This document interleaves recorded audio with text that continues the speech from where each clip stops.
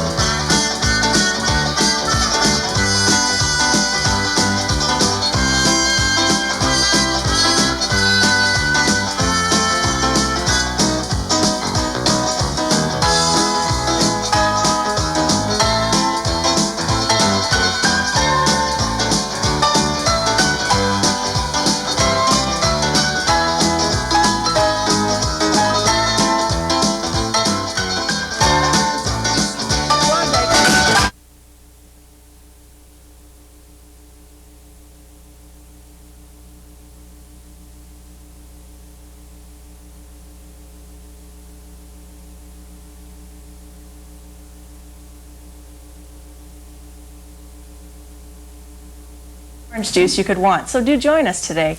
Yesterday was an exciting day of Klondike Days, as you all probably know. There was the raft race, the promenade, and today Mark Lewis and Cheryl Regenball will be telling you all you need to know about those events. So again, do join us. You'll want to take in all the events that we've got and all the coverage of yesterday's events. We'll also have some pretty exciting interviews today. We've got Dan Bass from the Eskimos and a number of other people who are involved in a number of events around town, and of course they'd like to come down and tell you about them and have you join them at those events. Other than that, we'll be talking to you out in the parking lot, so if you'd like to come down and just share your views about Klondike Days, what it means to you and where you plan to be in the next few days. Now let's go back out to the parking lot and Jana Lapel. I wanna be happy, but I won't be happy till I make you happy too. You know that life's really worth living when you are birth given.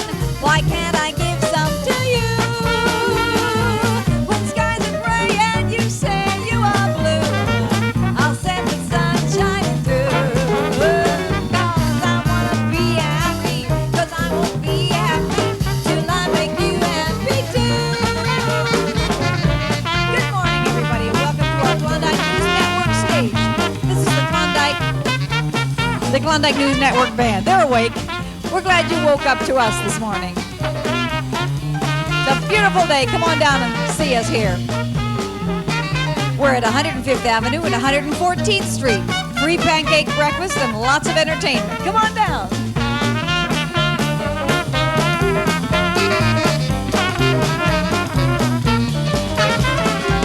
I wanna be happy, but I won't be happy till I make you happy too. You know that life's really worth living when you are birth given. Why can't I give some to you? When skies are bright and you say you are blue, hey, I'll send the sun shining through. 'Cause I wanna be happy, but I ain't gonna be happy till I make you happy, till I make you happy, till I make you happy too. Get happy. Well, good morning, everybody. Oh, listen to that applause so early. It is early and it's nice and cool. It's a beautiful morning to come down here and have free pancakes and watch the show. Say, you know, we have a special surprise guest, two guests, and let me tell you where they're from. They are from Whitehorse in the Yukon. I mean, this is the real thing, folks. Now, this is a little unique part of Klondike Days that we're experiencing this year. They dropped in on us and we said, come on, the more the merrier. Rat River Mary and Lake Labarge Marge, I think I said that right, are Yukon snowshoe can-can dancers. I'm going to move out of the way. Take a look at this. Now, I know the can-can is a difficult dance, and in normal circumstances, I think we should let them do their stuff. Whoa, are you ready, Mary and Marge? By special request, or even without it. Here, straight from a pressing engagement on the gold creeks of the Yukon's Klondike, are Rat River Mary and Lake Labarge Marge, to perform for your edification and entertainment the uniquely daring and highly dangerous Snowshoe Can-Can.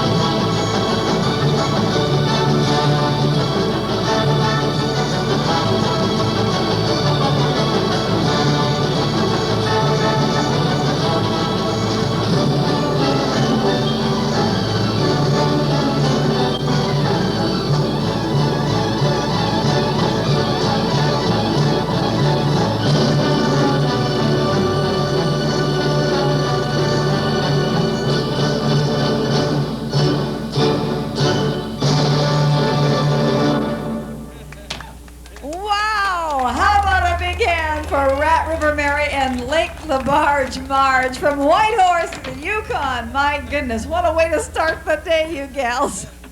Wonderful. Thank you so much for coming by. And if it snows during Klondike days, we know where to get our can-can girls. You're wonderful. Thanks for being part of our morning. We're starting things off with all kinds of crazy things. Well, no, that was actually very unique. And now the fellows thought, since it is early Monday, Mondays are traditionally, oh, I don't want to get up. We want you to get up, but we're going to do a soft tune, a little soft whispery tune, guys. And on the way, we're going to find out who Michelle's talking to. But first, a little soft tune, something so that the folks can get up. I mean, after they've opened their eyes and saw the Snowshoe Can-Can, they're wondering if they're dreaming still. Just a little whispering here next.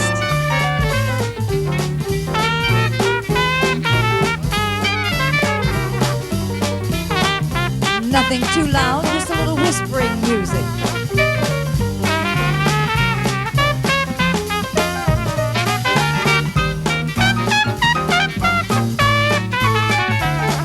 Now that's the Klondike connection. You can come on down and have a little dance in the parking lot this morning on your way to work.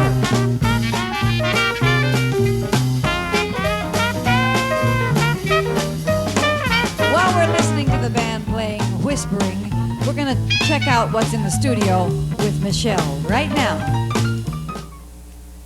Thank you, Jana. And we're back in the studio with a very special guest, Blake Dermott from the Edmonton Eskimos. Good morning, Blake. Morning, Michelle. How you doing? Good. How are you today? A little bit tired. It's pretty early. It is pretty early, isn't it? Are you out to practice today at all? Yeah, we practice. We'll be there at 4 o'clock.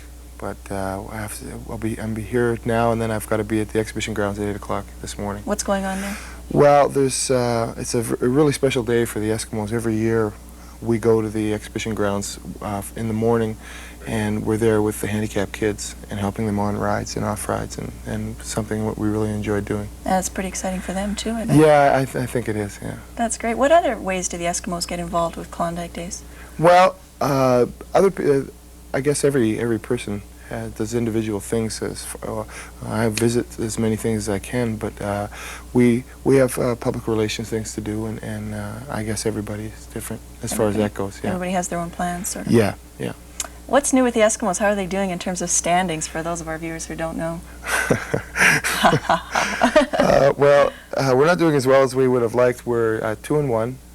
or 1-2. I'm sorry, we've won 1 and lost 2 in the last game. We really felt that we should have won before we went into it, and we didn't play as well as we can and will.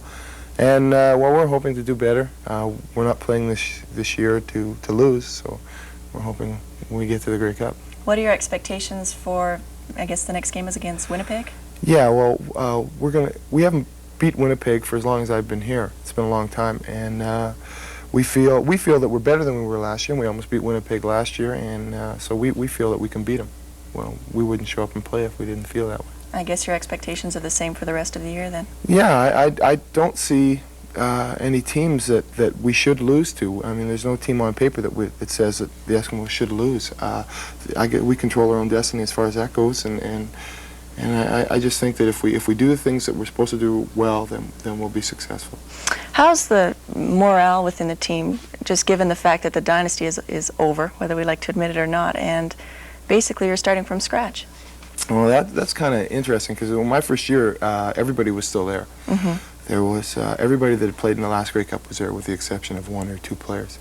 And now I think there's like 9 players that were there last time they won a Grey Cup. So there's a lot of new faces, and as far as the old things that the players just automatically did together, we have to almost start from scratch as far as that goes. And it's interesting because in a sense we're rebuilding the morale.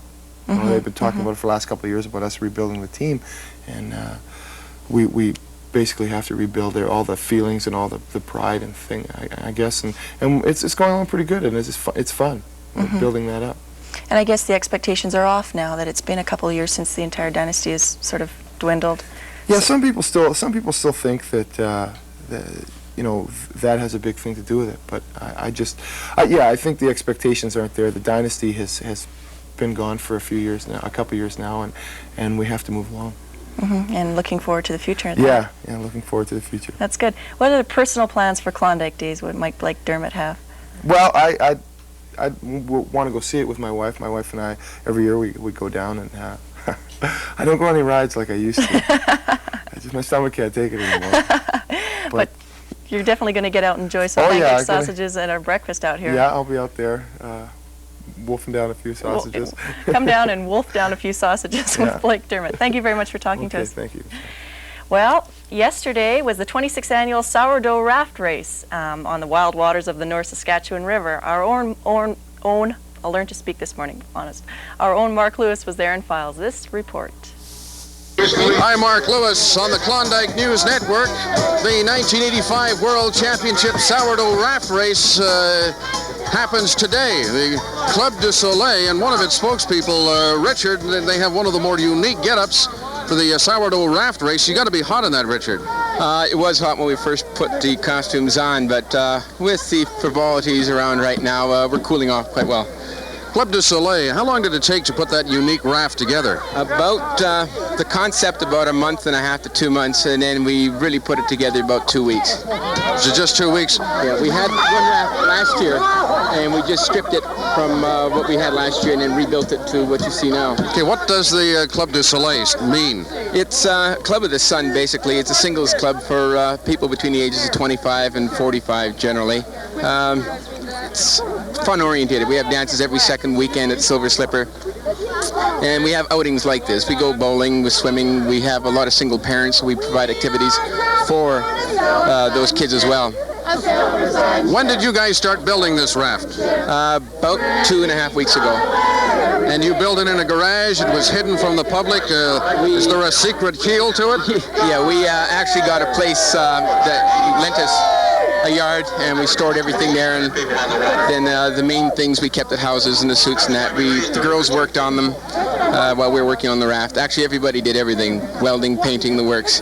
How are you going to propel the raft? Do you have a little motor tucked away hidden underneath? We have a couple little motors. We had a 7.5 last year, and it didn't do anything but just guide the raft. So this year we got double the horsepower. We're going to be in for some good fighting.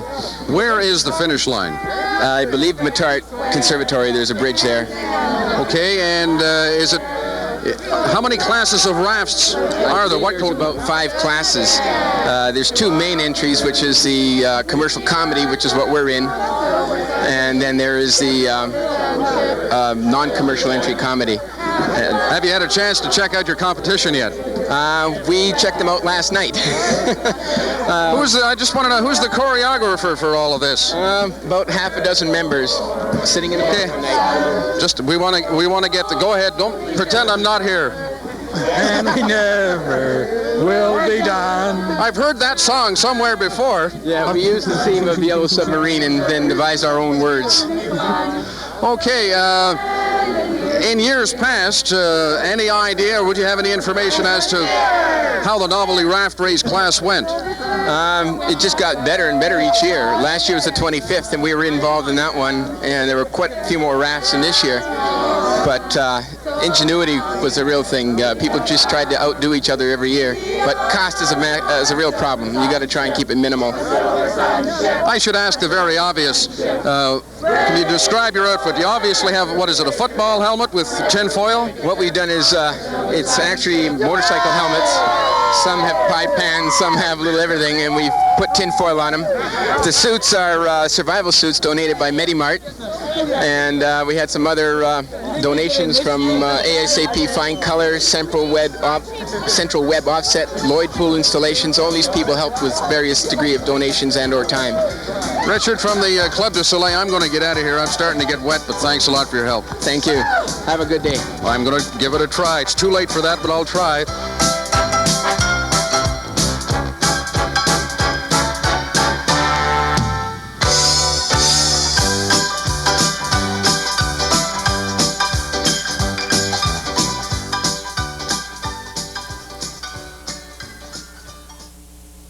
The 1985 sourdough raft race, Caesar Augustus, is moments away from, I guess, another triumphant year of participation.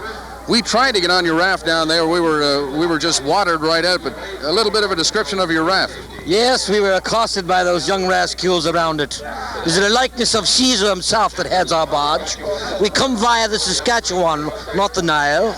We are here to enjoy the festival of Klondike. Since you couldn't bring it to Rome, Caesar has decided to come to this festival. Marcus, speak to me now. What is it you wish to know? I say unto thee, your raft, was it long in the making? It was long in the night of the making. It started at midnight last. These hollowed halls around here I knew no enchantment for. The only comfort was in my vintage, you see. But now we have before thee a raft of splendor, a barge, cloud. Caesar, I pray unto thee, tell me of yonder vassals, which will be upon said barge today. Well, over behind me stands Brutus Dictus, Dictus Erectus, and all these other champions. Is there hail? No, there's... Oh, hail, this fella. Hail Caesar! Hail Caesar! But you know the real truth, Caesar is a faggot. Caesar Don't hold it now. Don't believe it for a minute. Incidentally, noblemen and countrymen, this fine vintage that we partake of is located in the Edmonton Center at the illustrious Graham's Restaurant. Oh, is that a new restaurant? Not at all. We're 3.5 years old. Well, Caesar Augustus, you'd be in the novelty or the comedy raft section, wouldn't you? Well, not at all. We are concerned with this as a serious matter, not of one to be taken lightly. We do not wish to express our political views here, for we are out of the Senate. But at the same time, we shall employ the wisdom and genius of our warlike nature. Caesar, I hope you have a gay time today. Thanks, Mark.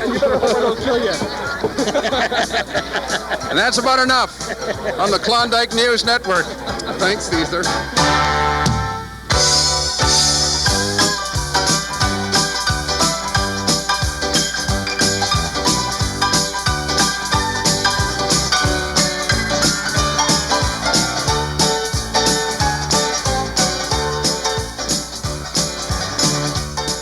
Well, that was a look at the sourdough raft race, and it sure looked exciting. We'll be looking at other Klondike Days events, but first let's go back out to the parking lot and the entertainment with Jana Lapel. Well, I've got the Klondike Connection by my side, and we're going to do a little tune together right now, just for you to wake up to this morning. Here we go. Anytime you're ready, I'm ready.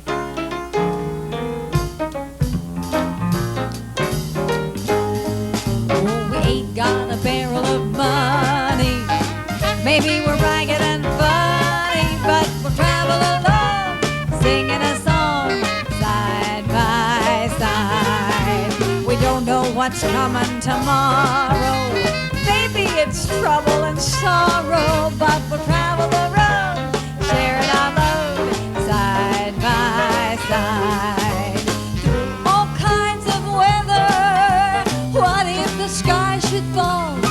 Just as long as we're together, you know, it really doesn't matter at all. When they've all had their troubles and parted, we'll be the same as we started, just traveling along, singing a song side by side.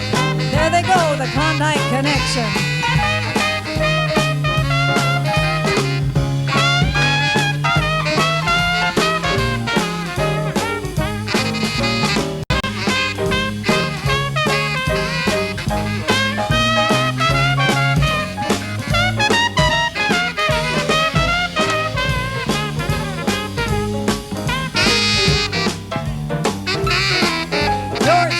On the saxophone.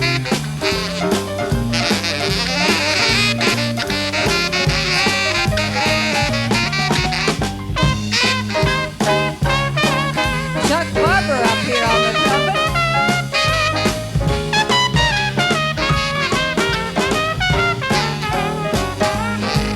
Oh, we ain't got a barrel of money, and maybe we're ragged and funny, but we'll travel along, singing a song side by side. You know, we don't know what's coming tomorrow, and maybe it's trouble or sorrow, but we'll travel the road, sharing our load side by side. Through all kinds of weather, hey, what if the sky should fall? Just as long as we're together, it really doesn't matter at all. When they've all had their troubles and parted, we'll be the same as we started, just traveling along, singing a song side by side. All together now. Very good, guys. You woke up early this morning. Oh, well, look at that audience. They're awake out there, too. So, you know, we've got special surprises all through the day going on for you here. And right now, if I understand, standing right off to my right, I'd like to bring on some gals from Calgary that are joining in Klondike Days. And you can see them appearing at West Edmonton Mall every day. Is that right? Every day they're dancing, and I'm glad I'm only singing when I see what they go through every morning. Here they are, the Joyce Ready Dancers. Would you welcome them, please? Big hand.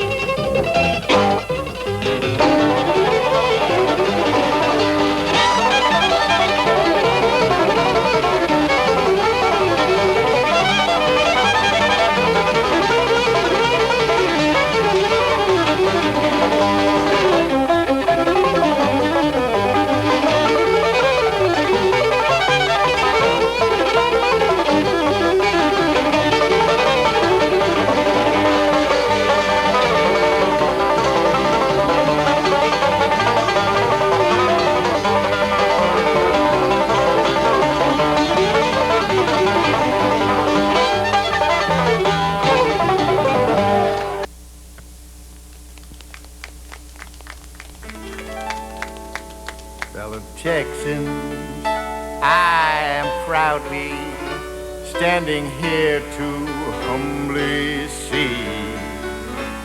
I assure you, and I mean it, now who says I don't speak out as plain as day? And fellow Texans, I'm for progress and the flag, long may it fly. I'm a poor boy, come to greatness. So it follows that I cannot tell a lie.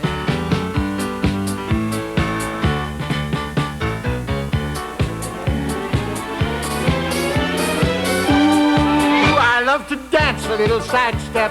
Now they see me, now they don't. I've come and gone. And ooh, I love to sweep around the wide step, cut a little swath and leave the people alone.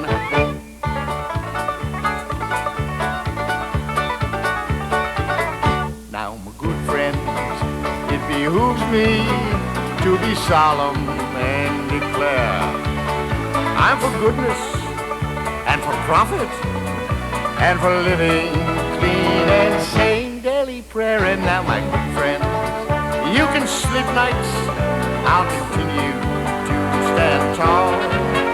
You can trust me, for I promise I shall keep a watchful eye upon you.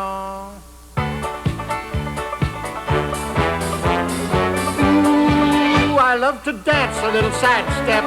Now they see me, now they don't. Have come and gone. And ooh, I love to sweep around the wide step, cut a little swath and leave the people alone.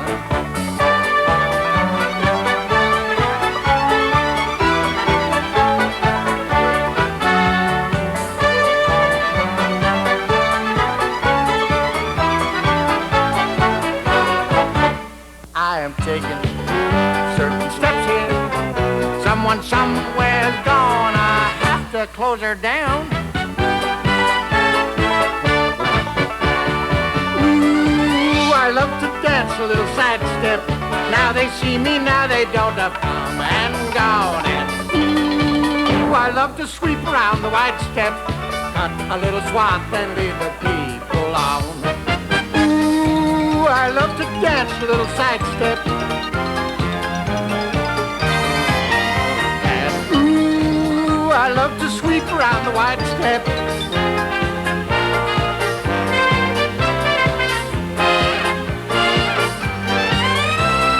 Cut a little swath and lead the people on.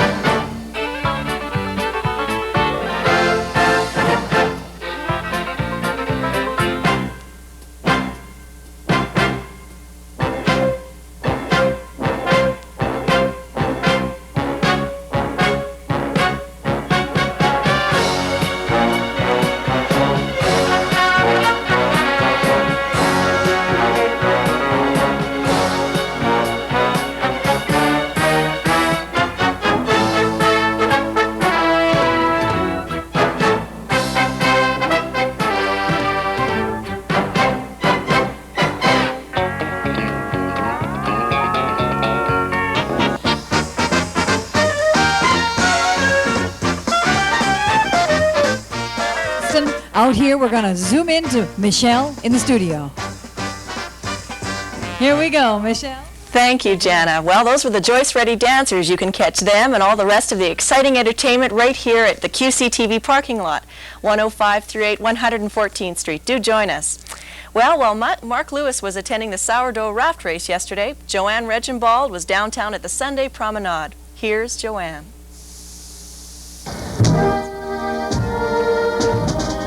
We're down at the beginning of the 1985 Promenade, and it's a great kickoff. In front of us here is the North Battleford City Kinsman Band, and they're playing for us, Oh Canada.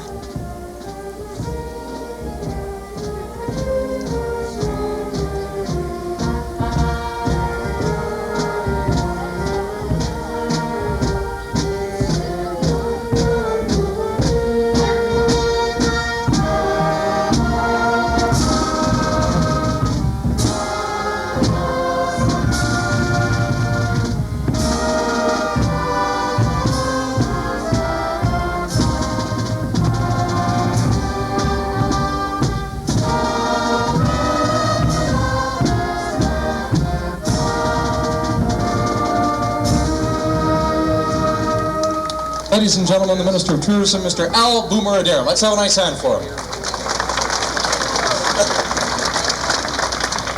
Good afternoon, ladies and gentlemen. What a great day it is here in Edmonton. Your Worship, congratulations to you and President and MC, and I haven't got the names just right, so I won't go past that, Glenn. But to all of you good people out there, it's because of you that this is a success. So if I might, on behalf of our Premier, the Honourable Peter Lougheed, and the Ministry of Tourism for the province of Alberta, welcome you to the city of Edmonton, and to say to the city and the Klondike Days people, congratulations, you've done it again. God bless you all. Have a good day. Thank you, sir. Just before we turn them loose, is everybody ready to have a real good promenade today? Are you ready? Yeah! It's not too bad they can't hear you at the other stages. Are we ready? Yeah! Okay, very good. It's a real pleasure and a real treat to introduce this next gentleman. I'm a big fan of his from way back when. He's known internationally for his music all over the world. Let's put our hands together for our celebrity promenader, Mr. and Mrs. Al Hurt. Al, come on up here.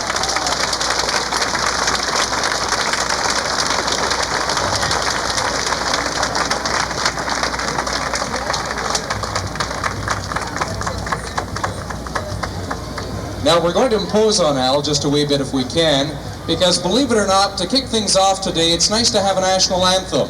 But back in the days of the Klondike, in the 1800s, there was no such thing as "O Canada." What they used then was "God Save the Queen." So Al, if we can impose on you, we'll join you in "God Save the Queen," ladies and gentlemen.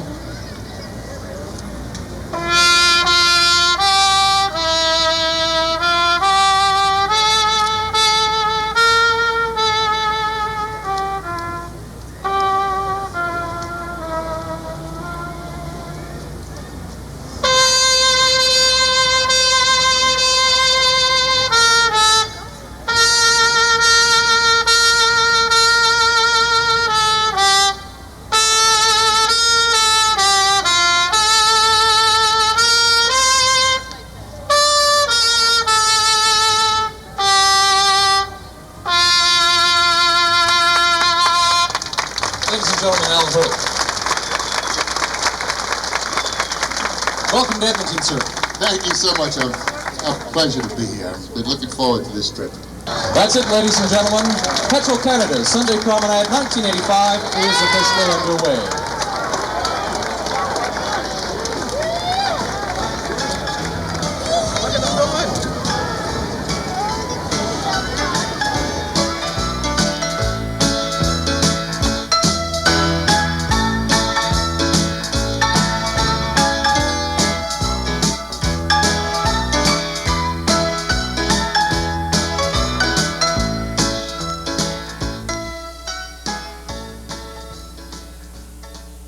Down at the Promenade 1985, and with me is Ed and Eileen Yonkers. Eileen was the past president of the Klondike Days Association. I'm pleased to be with you today. Well, it's our pleasure. You know, the Promenade is one of the highlights. I don't know whether a lot of people know, but it's the largest outdoor activity of its kind outside of the Mardi Gras down in New Orleans. We have 11 stages here, and all the acts are volunteers that come up and entertain you. We have a stage over there where people that are in Klondike clothes can buy for trips with their special keys. There's just all kinds of things that you can partake of, and there's all kinds. I'm sweaty. Each year it gets bigger and better, and there are more people dressed up than there have been before. I hear there's an estimated 250,000 people expected today. That's right, and there really is something for everyone. There's all kinds of different foods, for instance. As I said before, there's all the entertainment that you'd ever want, and it really is a participation thing. It isn't put on by just the people that are involved with Klondike Days. It really is put on by Edmontonians by their participation. I understand there's a lot of tourists this year that are coming down, getting dressed up, and taking part in the activity. Yes, according to the reports we've had from people who rent out the costumes, that it's bigger and better than it's ever been. And of course, Edmonton Tourism has brought a number of guests in who are really having a good time. That's great. Have you taken part in any other activities so far this Klondike Days? I would say just about everything. The Mayor's Luncheon, all the activities out at the Agricom, and that's really something to see too, because the Fifth World Angus formers out there, and they are the elite of the cattle, the Angus breed, so that's worthwhile, plus all the other things for young and old. So have you been enjoying yourself this year at Klondike Days? Very much so, very much so. Tell me a few of the things you've been taking part in. We've been taking part in the Klondike Association the last 22 years as a family project. These stages down here, the boys look after getting them down in and out from here, and we attend 90% of the events. Well, that's good. I'm glad that people are getting out this year. This is going to be one of the best ones, and hopefully it's just going to keep getting better every year. Well, thank you very much for being with me. You're not going to make it down to the raft races, I guess? We're going to see them by the river on top here. Oh, yes, we're going to see that. That's a must. That's a must for sure. Well, thanks again for being with me. Well, Joe, the dresses out here are beautiful, and the men look very dapper. And I'm going to bring it back to you at the pancake breakfast.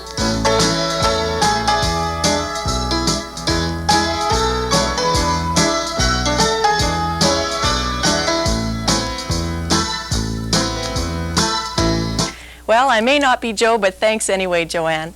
Let's go back outside and join Jana Lapel and the Klondike Connection. Okay, the Klondike Connection's going to rev up, and we've got a special guest joining him in just a few moments while he's sort of warming up the lips here with a little bit of that hot coffee. Band, take it away, the Klondike Connection. I want to mention to you that we have a dress-up contest going on. Ooh, I just saw a couple dressed up now that look pretty nifty. We'll be giving away prizes every day of the week for those best-dressed folks that come down here. And on Saturday, there'll be a final competition with free weekends at some of the local hotels, some good prizes, some free meals. Worth coming down for if you've got some Klondike duds to sport. Lots of pancakes left this morning. We're just getting rolling here at 105th Avenue and 114th Street. Free pancake breakfast for anybody that wants to join us for our show this morning. This is George Hayden on that clarinet.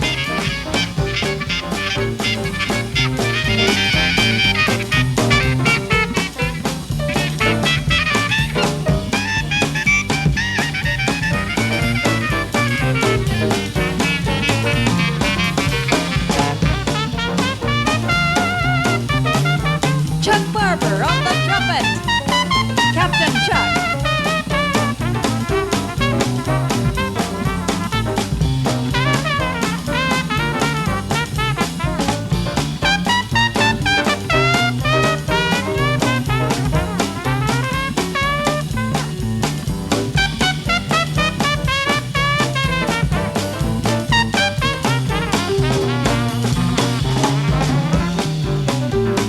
Here comes Bill Eames on the piano.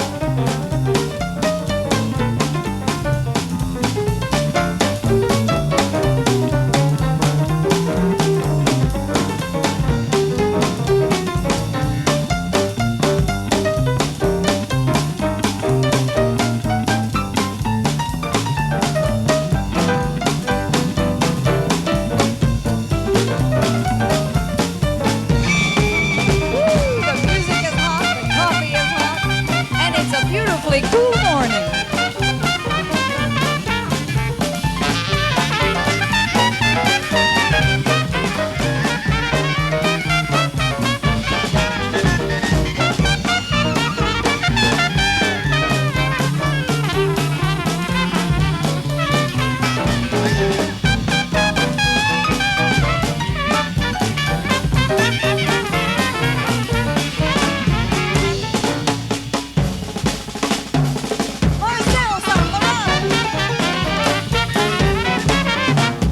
We left out Stu Millman on the bass. Can't do much without that big bass back there.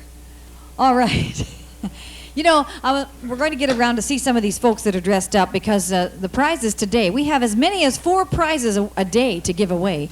And you could take a little trip somewhere, like down to one of the hotels for dinner or a little weekend rendezvous. Sounds all right, doesn't it, fellas?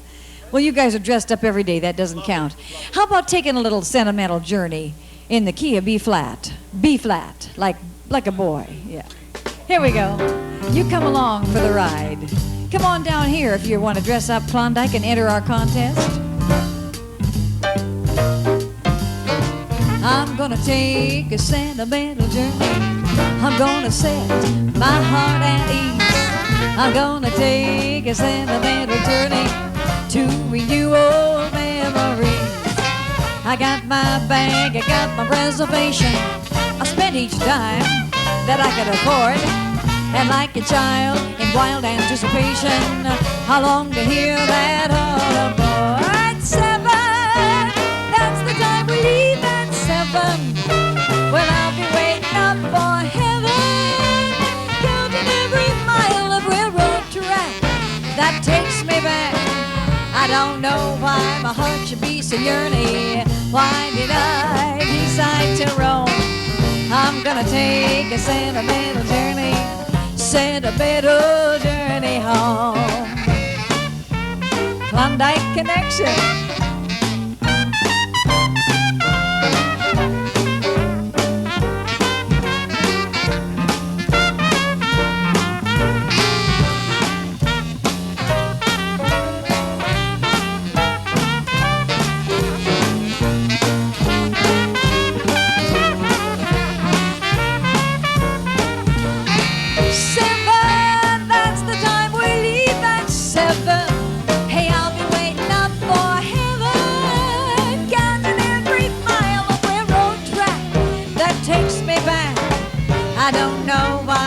To be so yearning, why did I decide to roam?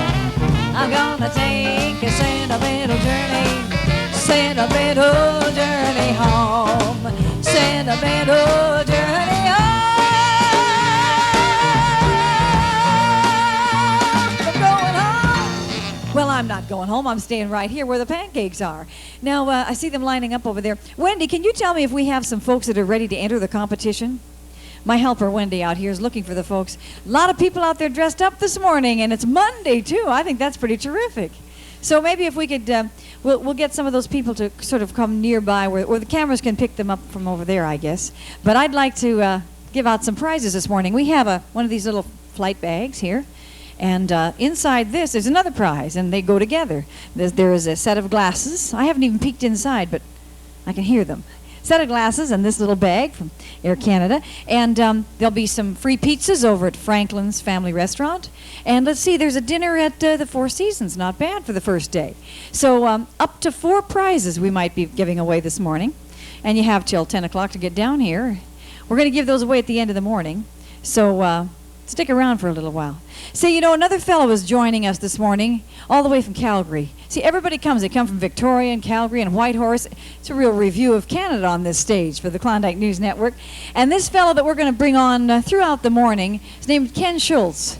And he's a very unusual horn player. I think I can say that. Ken, come on up and meet everybody. I don't know if we're going to get time to really do a tune, but I want them to meet you. Tell us a little bit how you... welcome, Ken. Welcome to the Klondike News Network stage, Ken. I know we got you up early. Are you ready to play? Oh, definitely. Always ready. Always ready to play, even after partying all night. Huh? Yeah. Well, that's what we have to be like during Klondike days. I mean, you party all night and you work all day. And look at these people that got up and dressed up and they came down for pancakes. Have you had any yet? Not yet, but I plan on it after one of the...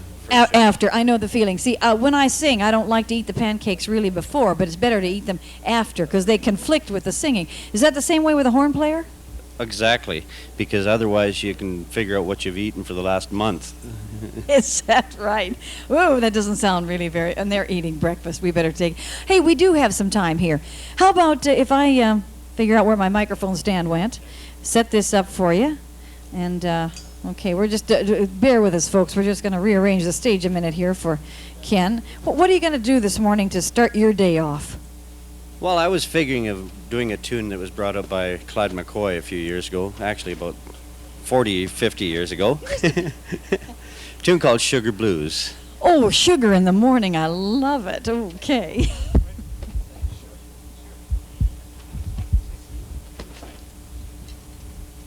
How's this, all right for you? That's perfect. Take it away.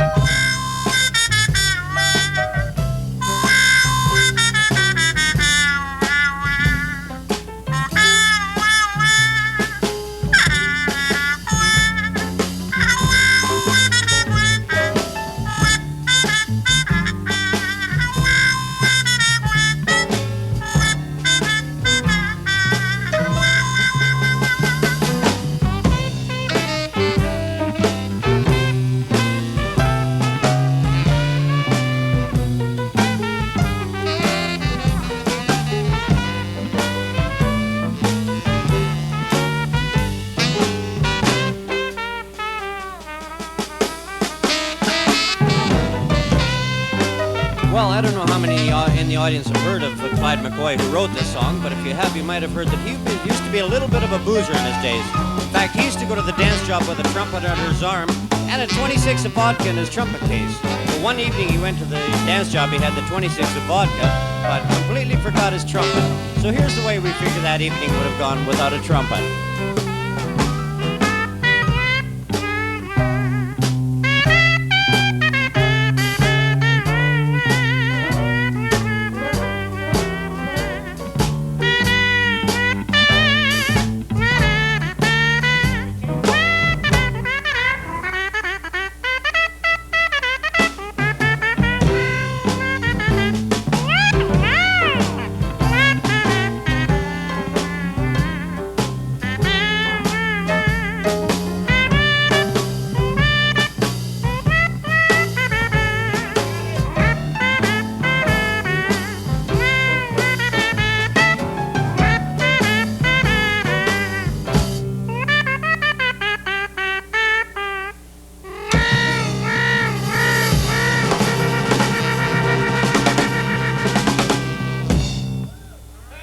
Sugar Blues. Hey, I think that goes well with the coffee, you know. All right, you got another little quick something you can do, because we're not quite ready to go over to Joe yet. Joe's gotten up and gotten with us this morning. He had a little chance to sleep in this morning, and Michelle gave him a bit of a break. And, oh, hey, they found a new baby right here.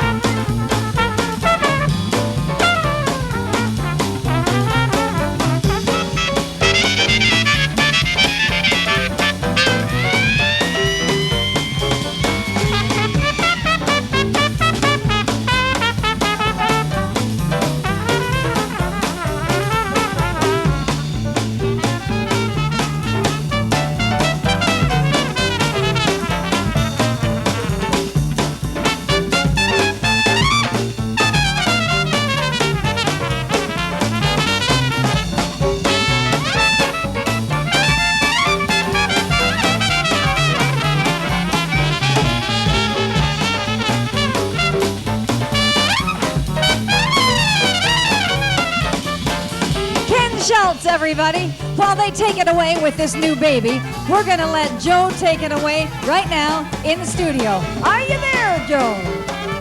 Well, yes, I am, Jana. A little bit belated, but here we are for Monday, July the 22nd, for an edition of the Klondike News Network. Certainly hope that you can join us for pancake breakfasts and all the entertainment over here at QC10. The address is 10538 114th Street.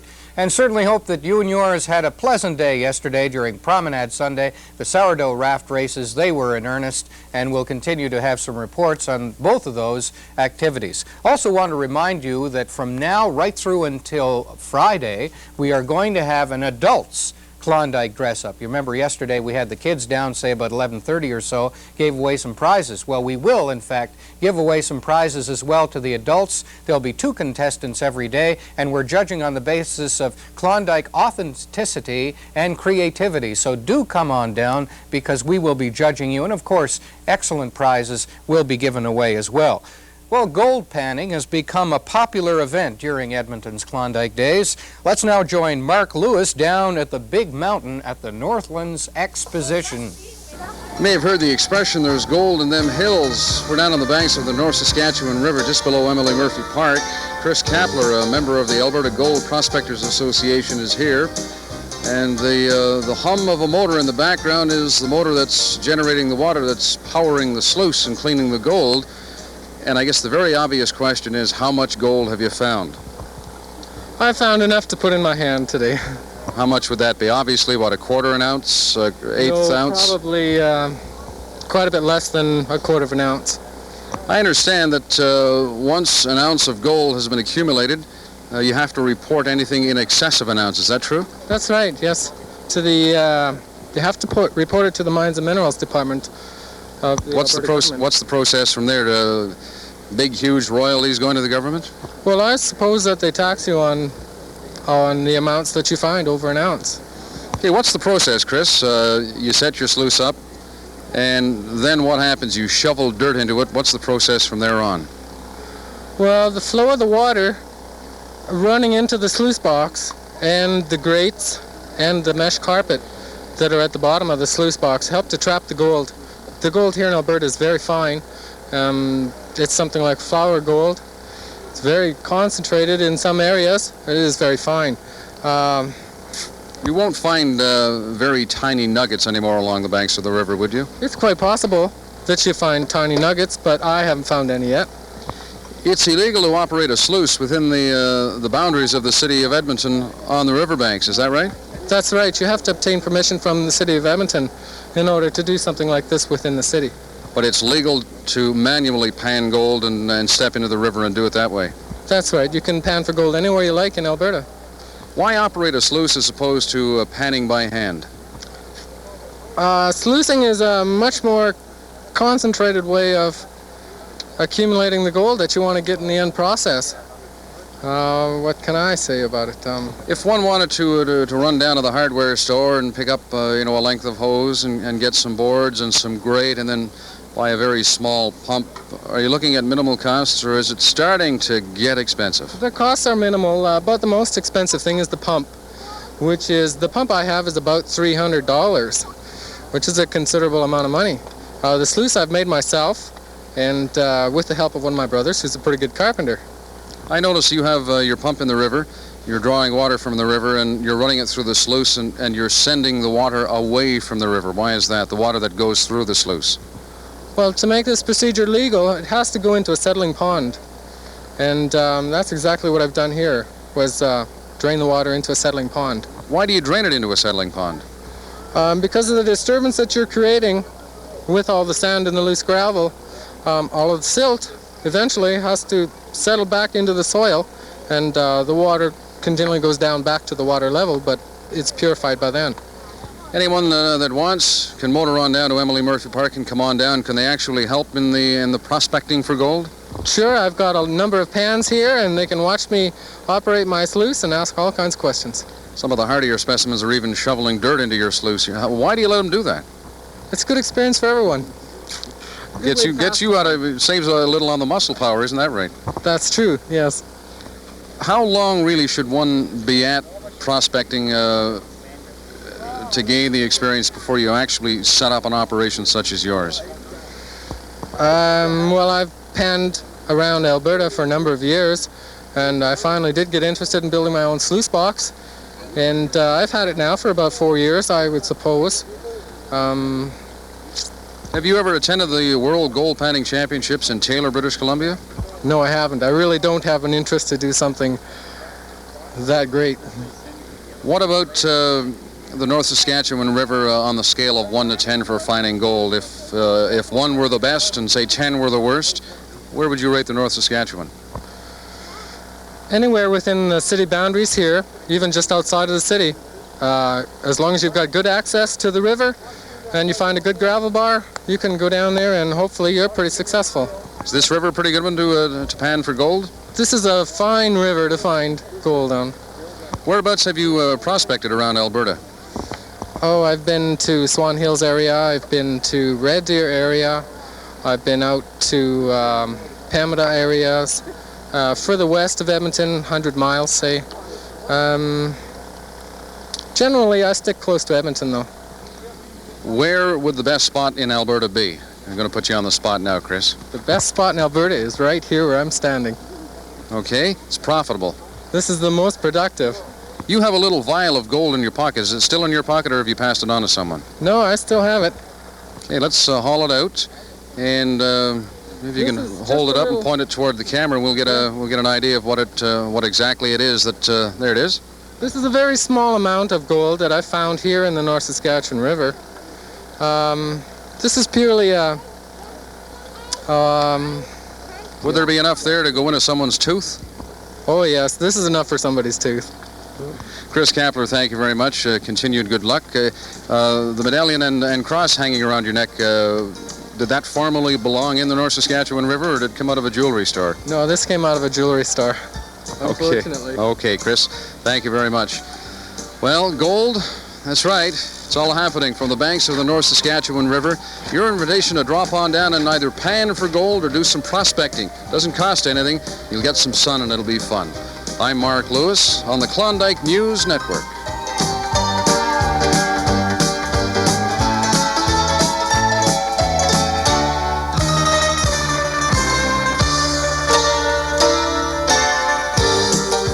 Well, thank you, Mark. Perhaps now we'll take a look at some of the events and activities taking place during Klondike Days today. First of all, we have the Hotel Olympiad taking place at 11 o'clock in the morning over at Sir Winston Churchill Square. That should be interesting. Competition between all the hotels and motels here in the city of Edmonton. 11:30, there's a Klondike entertainment stage over at the Ledge Grounds. That's free of charge. At 11:45, there's street acts and wandering musicians in the downtown core. That's free. Always some excellent entertainment there. Marching bands come to the city at 12 noon, and they will be at 100th Street and Jasper Avenue. And incidentally, tonight at 8 o'clock is Music in Motion, and that's happening over at the Commonwealth Stadium. And there'll be plenty of excellent marching bands here in town, as well as our own excellent bands. And we're now going to go outside and find out what is happening. And hello to Michelle Polanski and guest. Someone very special to all of us here at QC10, Catherine Cooper. Good morning, Catherine. Good morning. How are you today? Fine. And Catherine Cooper is from Nostalgia Act 2, correct? Yes. And she has supplied us with all of our Klondike outfits, and we're really excited about them. Thank you very much, Catherine. It was a pleasure. And how has business been going this Klondike Days? Busy. Very busy. Let's take a look at a couple of the outfits that you've supplied us with. Tell us about this first one that Cheryl's wearing. That's a deluxe model. Very expensive usually. Really a nice outfit, too, done in pink. Yes. And moving on down to Grace. That's another deluxe outfit. How many different colors of something this style would you have in stock? All except green and yellow this year, but most blues, purples, pinks. And I bet you've found that they've been going fast, right? Yes. How is it, say I wanted to book for next year already, how much in advance should I be booking? June. So basically about a month in advance? Yeah. And finally, we have none other than Rudy the Clown. We rent that all year round. And what kind of events does something like that usually go for? Parties, kids' parties, costume parties. Where is Act 2 Nostalgia located? 82nd Street and 118th Avenue. And besides Klondike outfits, what sorts of outfits do you have? Costumes, everyday clothes, just about everything. What other nifty costumes do you have? Lions, pirates, admirals, animals. I bet that Halloween is another pretty important time of the year for you. Yes. And let's talk about booking for Halloween. How much in advance should we be booking? The beginning of the month. Well, keep that in mind if you're looking into costumes at Act 2 Nostalgia. Now, back to Jana. Those lovely ladies from Calgary are back, dressed just for Klondike. I'm talking about the Joyce Ready Dancers. Would you welcome them back to our stage? Here they go.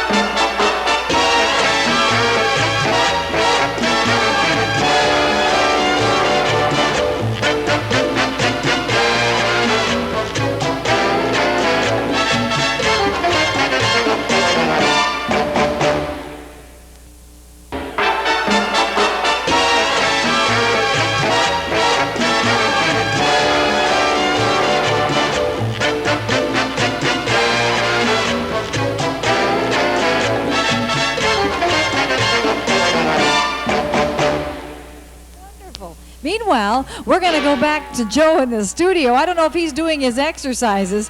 He's usually sitting down visiting with someone. So why don't we find out, Joe? Well, just finished up on my sit-ups here. Not doing too badly at all. Thank you very much, Jana. We're coming up to 8 minutes after 8 o'clock on the Klondike News Network. We're certainly pleased that we could share this morning with you. Why not come over and share it live and enjoy the free pancake breakfast and the live entertainment over here at QC-TV. We're here for approximately just a little under another 2 hours till 10 a.m. And we do invite you to join us. Our address is 10538 114th Street. Also want to mention at this time that there is a food bank depot. Please help the food bank and bring some item that will be of use, probably some food. Now let's go back to the Sunday Promenade and Joanne, who's speaking to some very special out-of-town guests. Joanne? We're just underway at the Promenade, Joe, and I have some folks who have come a long way to be with us today. They're from Australia. I'm glad to have you here in Edmonton. Glad to be here. Thank you. What's your name, sir? Peter Lamb. And whereabouts in Australia are you from? I'm from New South Wales. How are you enjoying Klondike Days? Terrific. It's really nice to see everyone dressed up and making the best they can of it. Do you have any kind of celebration in Australia that's similar to the Klondike Days? We have Australia Day, and that people get dressed up in the old-time settlement attire and bit of a party then, but this is nice. This is good, yeah. This is quite different, I would imagine. Yeah, it is. Have you taken part in any other activities since you've been up here? No, we haven't. Are you planning to? Well, hopefully, if we don't run out of time. How long are you up for? Oh, not real sure. Well, it's really a pleasure to have you here, and I hope you come back again soon. Thank you very much. And who have we got here? Betty Simpson from Sydney, Australia. From Sydney, Australia. How are you enjoying your stay with us here in Edmonton? Having an absolute ball. It's really wonderful. What do you think of all the beautiful gowns today at the Promenade? Much more glamorous and detail and everything than I expected. They're really quite startling to see. Some of them are glorious. I know, a lot of women make their own, but some of them are just so flabbergasting. It's terrific. So you have any type of celebration in Sydney that's similar to Klondike Days? Not dressed up to the same extent. Sometimes in our country towns we have the Western days and things like that. We have parades and things in Sydney, but I think this is different. Well, it's a real pleasure to have you here in Edmonton. I hope you come back soon. I hope I do too. We're having a wonderful time. Couldn't ask for nicer weather either. It's been perfect. We even went up the Rockies and there wasn't a cloud in sight. For 6 days we saw everything. You got winter down there right now? That's right. Very cold. 11 degrees today, I think. Not as bad as what we get for winter, but still it's cold. It's nice to be in the summer again. Thanks again. And who have we got with us here? John Lamb. And you are from Sydney, Australia as well? I am from Sydney, Australia, yes. Tarramurra. That's a tongue twister. Are you enjoying yourself at 1985 Klondike Days? I think it's very fascinating, yes. Everybody seems to have gone to so much trouble. I'm sorry we can't enter the spirit more than we have. It would have been nice if you could have possibly dressed up for Klondike Days, but it's just a pleasure to have you with us. Thank you very much. It's a pleasure to be here. This is your wife with you? This is my wife, yes. My name is Sybil Lamb. Naturally I come from Sydney, Australia. Well, Klondike Days are fabulous. That's great. Are you going to be going down to the grounds or taking part in any of the other activities that are happening all week? Yes, well, we're going to fit in as much as we possibly can. We're finding the Canadian hospitality a little bit hard to keep up with, though. Everyone has been so kind and generous, and it's getting a little hectic. Well, it's nice that you feel that way. We love having tourists, and especially for something as exciting as Klondike Days, it's really great to have you with us. Thank you. It's nice to be here, I can assure you.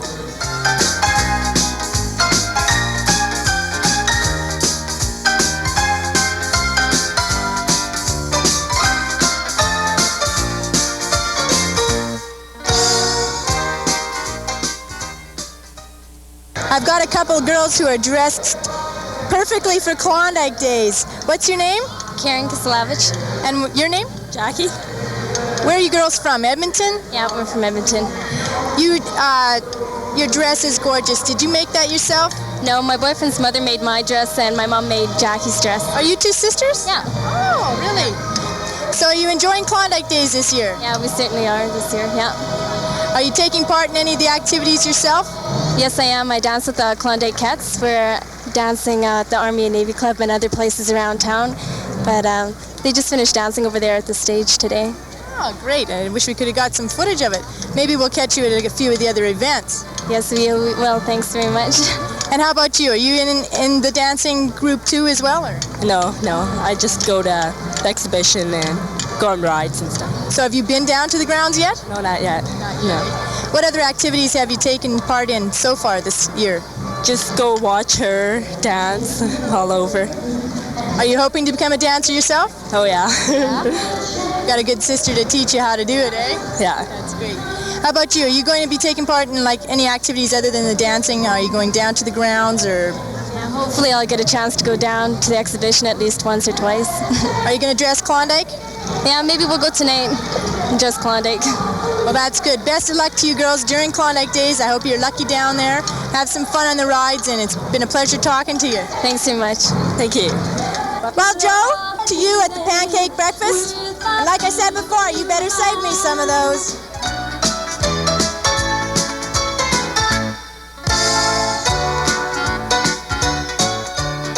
Certainly will save some of those for you, Joanne. Depending on who you talk to, a number of people in media outlets have said that there were upwards of either 40,000 or 200,000 at the Sunday Promenade yesterday. In any event, there were a lot of people out there, and if you were there, you probably enjoyed it. There were a number of stages that were certainly well endowed, a lot of different musical entertainment. Speaking of musical entertainment and good-looking people, here's our own Michelle Polanski with an interview outside right now. Michelle? And we're outside talking to a number of our special guests here at the QC10 Klondike News Network Breakfast. Your name, ma'am? Pardon? Your name? Helen Herder. How are you today, Helen? Pretty good, pretty good. Are you enjoying the breakfast? Yes, just started. And you said you were watching us at home, and so you just had to come down, is that right? That's right. Yeah. And you brought a number of your friends with you. Could you introduce them to us? Yeah, Mrs. Sharp, Benny Sharp. Hello. And Edna Long and Clara Stephen. And you women all decided to get dressed up and come on down. Yeah. Let's talk about Sunset Lodge. Sunset Lodge. Let's give a plug to Sunset Lodge. Where did you get your beautiful Klondike dress? Where did I get that? Oh, just in the Hadassah. In the Hadassah. Another plug for the Hadassah.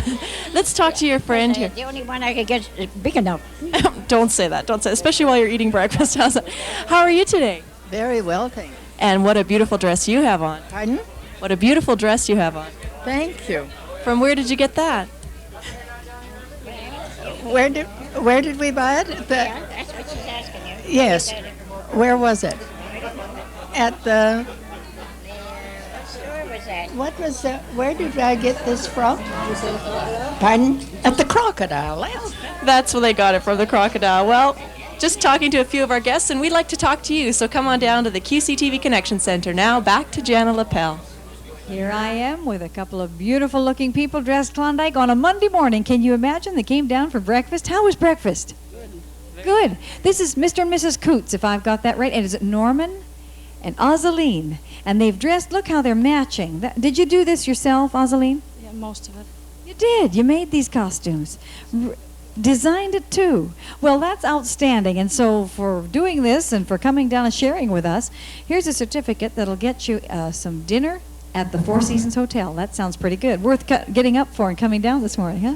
Well, congratulations on looking so beautiful. And are you having a good Klondike Days? Yes, very good. Do you dress up every year? Every year, every day. Every day of Klondike Days. How about a hand for these people? They get dressed every single day. 10 days worth of dressing up. You certainly deserve to be winners, and come back Saturday if you can for our final competition. Have a good morning. Thanks for joining us. Mr. and Mrs. Coots, winners today in our dress-up contest. Go on back and have some more coffee. It's on us. Okay. Meanwhile, I'm going to bring back the Klondike Connection over here with our special guest from Calgary, Ken Schultz. I have no idea what he's going to do next. If you saw that last act, it's a surprise a minute, huh? Here you go, Ken. Take it away.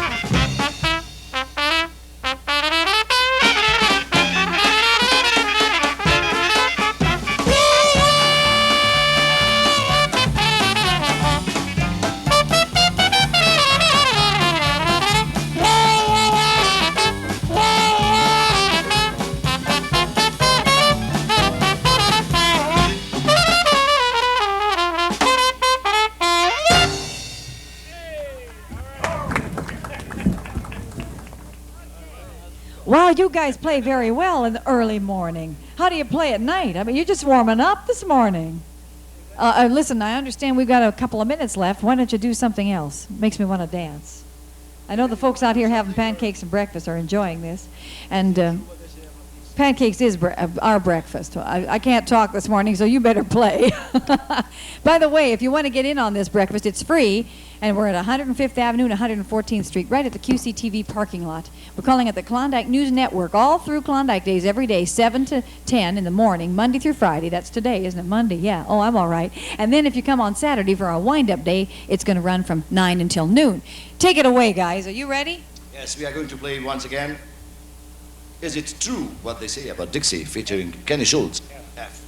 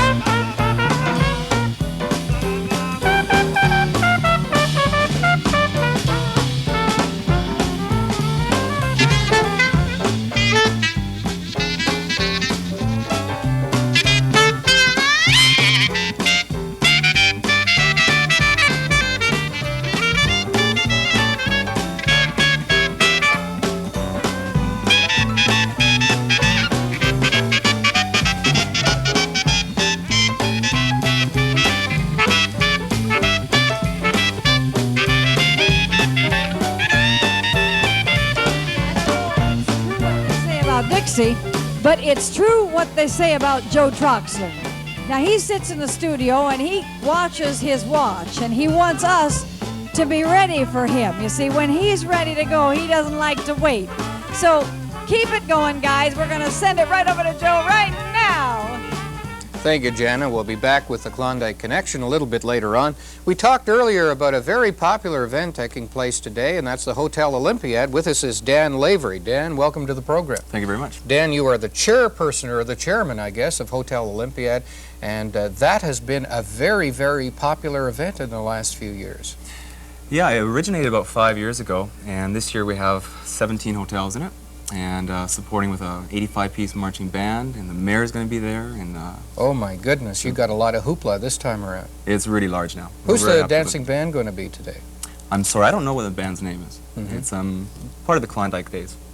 So you've got all those hotels, and who's the defending champion? Four Seasons Hotel. The Four Seasons Hotel. They were talking about that the other day, that they had to struggle and perhaps do a little gymnastics to keep up with everybody else. What kind of events would you be seeing if you've never seen the Hotel Olympiad before?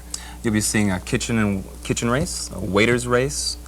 There's a general manager's race, but we're keeping quiet what it's going to be until the race time. Yes, and both general managers that were here the other day, one from the West and one from the Four Seasons, was saying, my goodness, I wish I could practice, but I don't know what I'm going to be practicing. There's no way they could practice one. But it's nice to see, certainly, that the hotel's participating in this kind of race. Maybe you could tell us where it's going to be and what time and so forth, some of the details. Well, we start at 9 o'clock at Chateau Lacombe with the setting up the bands, the parade.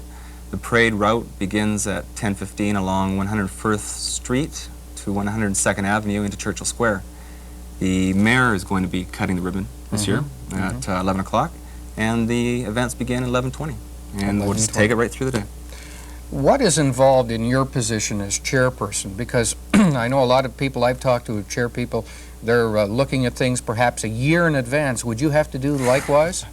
I wish we had a year to prepare, but we only had about 2 months. It's not required a year in advance, not in the least. There's a lot of work. We have a good committee. There's 4 of us from various properties in the city. And we've had a lot of cooperations with sponsors and with the media. We're very pleased. What's the response been on the part of the hotels this time around? Because the event has been around a few years and it's drawn certainly a lot of interest and excitement.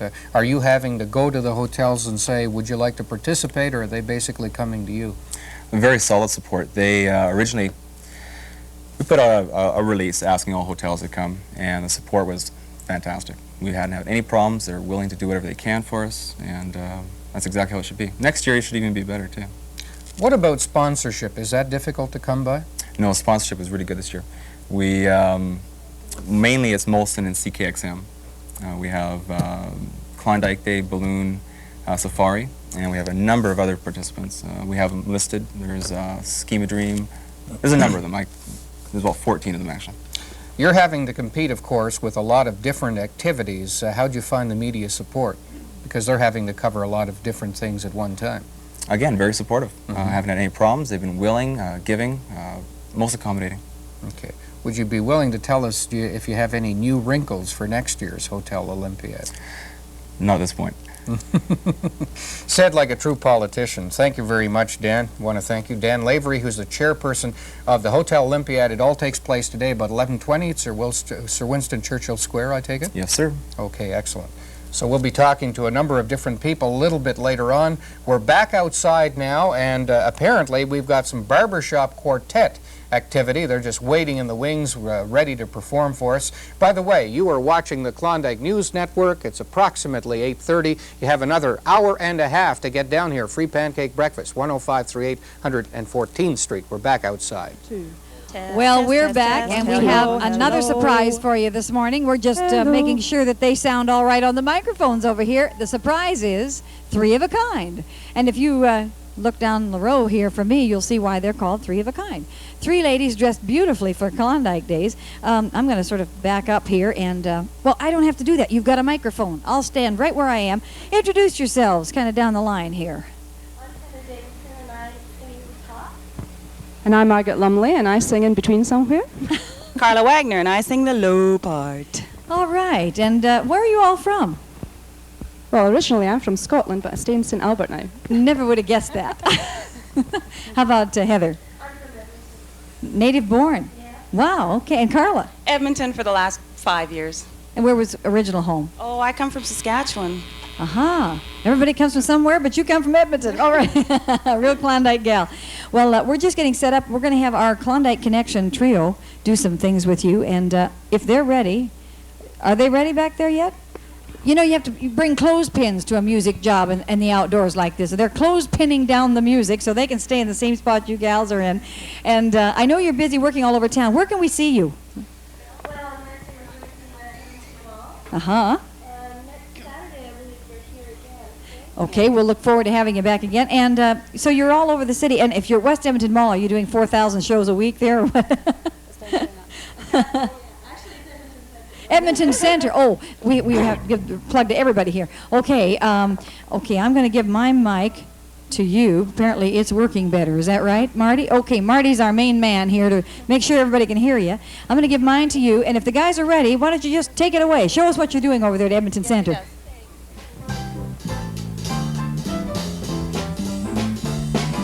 Yes, sir, that's my baby. No, sir, I don't mean maybe. Yes, sir, that's my baby now.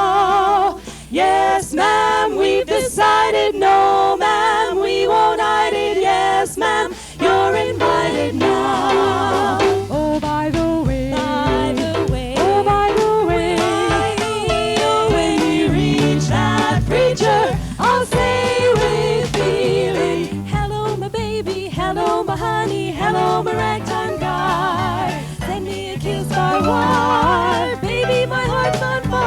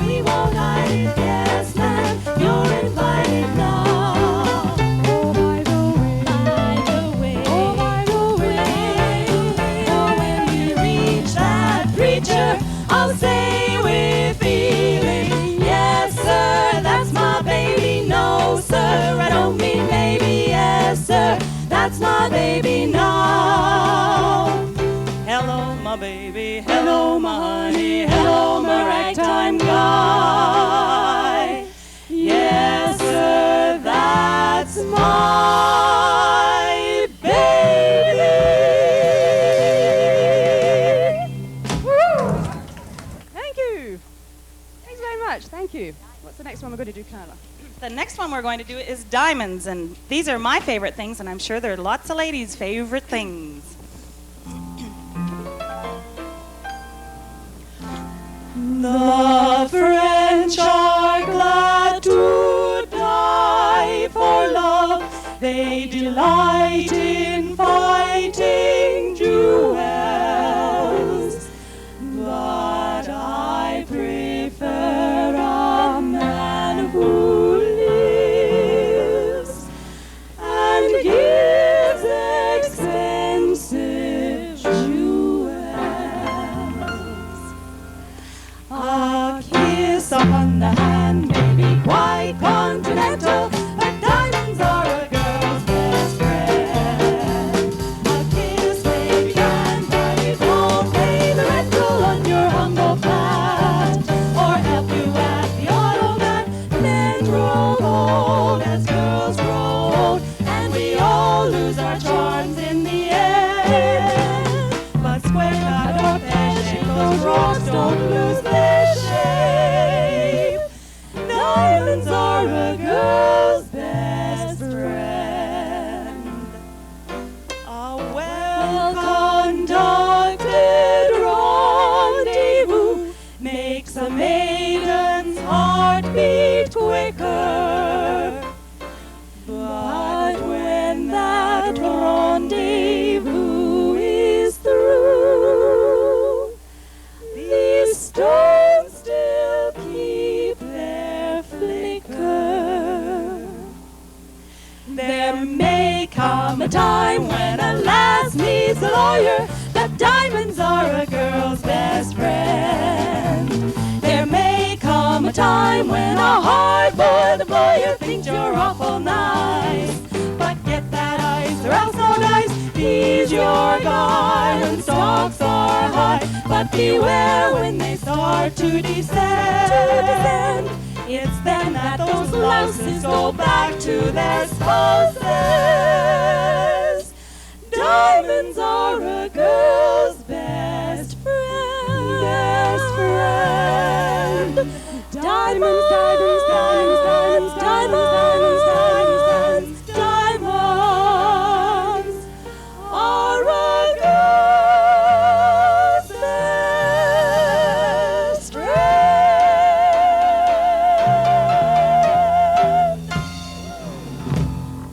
Why, thank you. Thanks very much. Here's another one that I'm sure you'll know. It's called Alexander's Ragtime Band.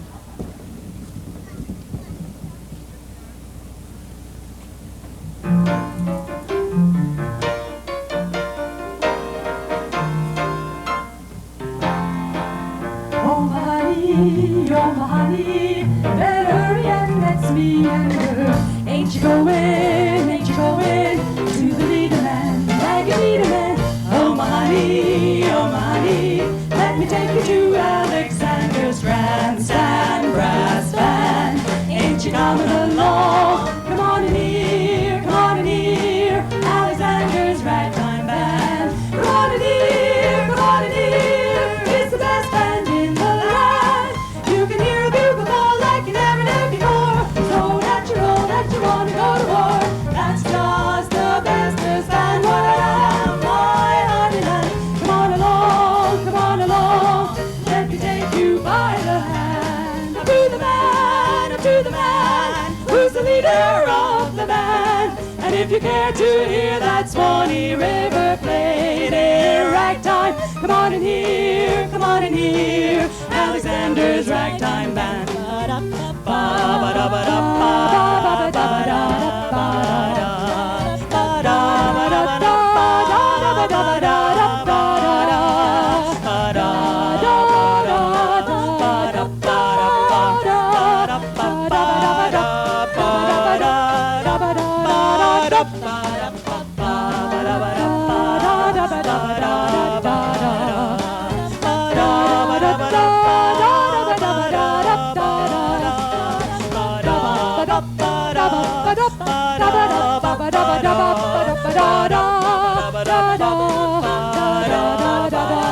And if you care to hear that Swanee River played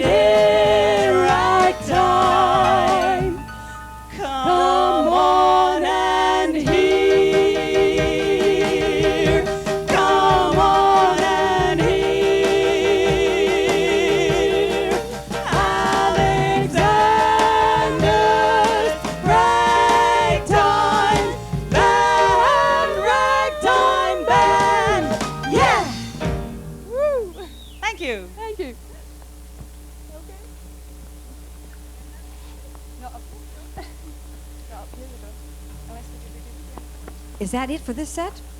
Are you coming back? Yeah. Because We'd love to. I'll tell you what, we'll let you hang up those microphones. In fact, maybe we could move them all back a touch, because I see the Joyce Ready dancers from Calgary are back, and they brought a special number to Edmonton from Calgary for Klondike Days. Gosh, we have so many pretty ladies here today. If you gals don't mind helping be stagehands here. We're going to move things back for the gals to dance, and we're going to get you, go take a look at your song list and come back again, because this is fun. It's a novelty to have three gals doing sort of barbershop stuff. How'd you get started doing this? We're just old friends. All friends who like to sing. Okay, and it fits into Klondike Days so well. We'll let you take a look at your song list, take a sort of catch your breath, come back and do some more for us. You're great. All right, how about a little hand for these folks? Three gals that look great, sing great, and now three more that look great and dance very well too. And they have a special number just for us for Klondike Days, all the way from Calgary. Joyce Ready dancers with a can-can. Put your hands together and welcome them back to our stage.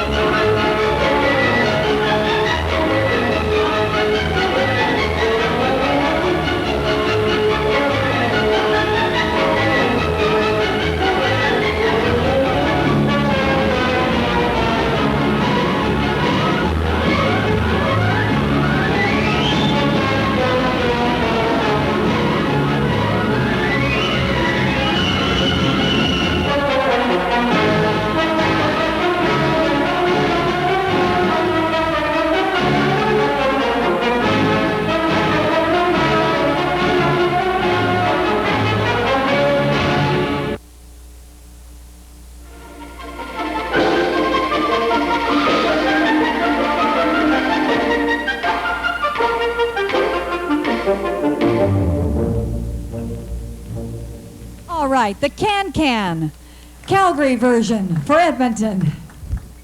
If I can get the Klondike connection to come on back up here and rearrange again, I feel like a stagehand today, just moving things around here. But you know, there's a lot of pancake breakfast still happening here, so you have until, see if I can see through this here, till 10 o'clock. You can get free pancakes, sausages, coffee, juice, and there's a couple or three seats left here, and kind of people move on, go to work and whatnot, so there's room for you at 105th Avenue and 114th Street if you want to come on down and join us for breakfast.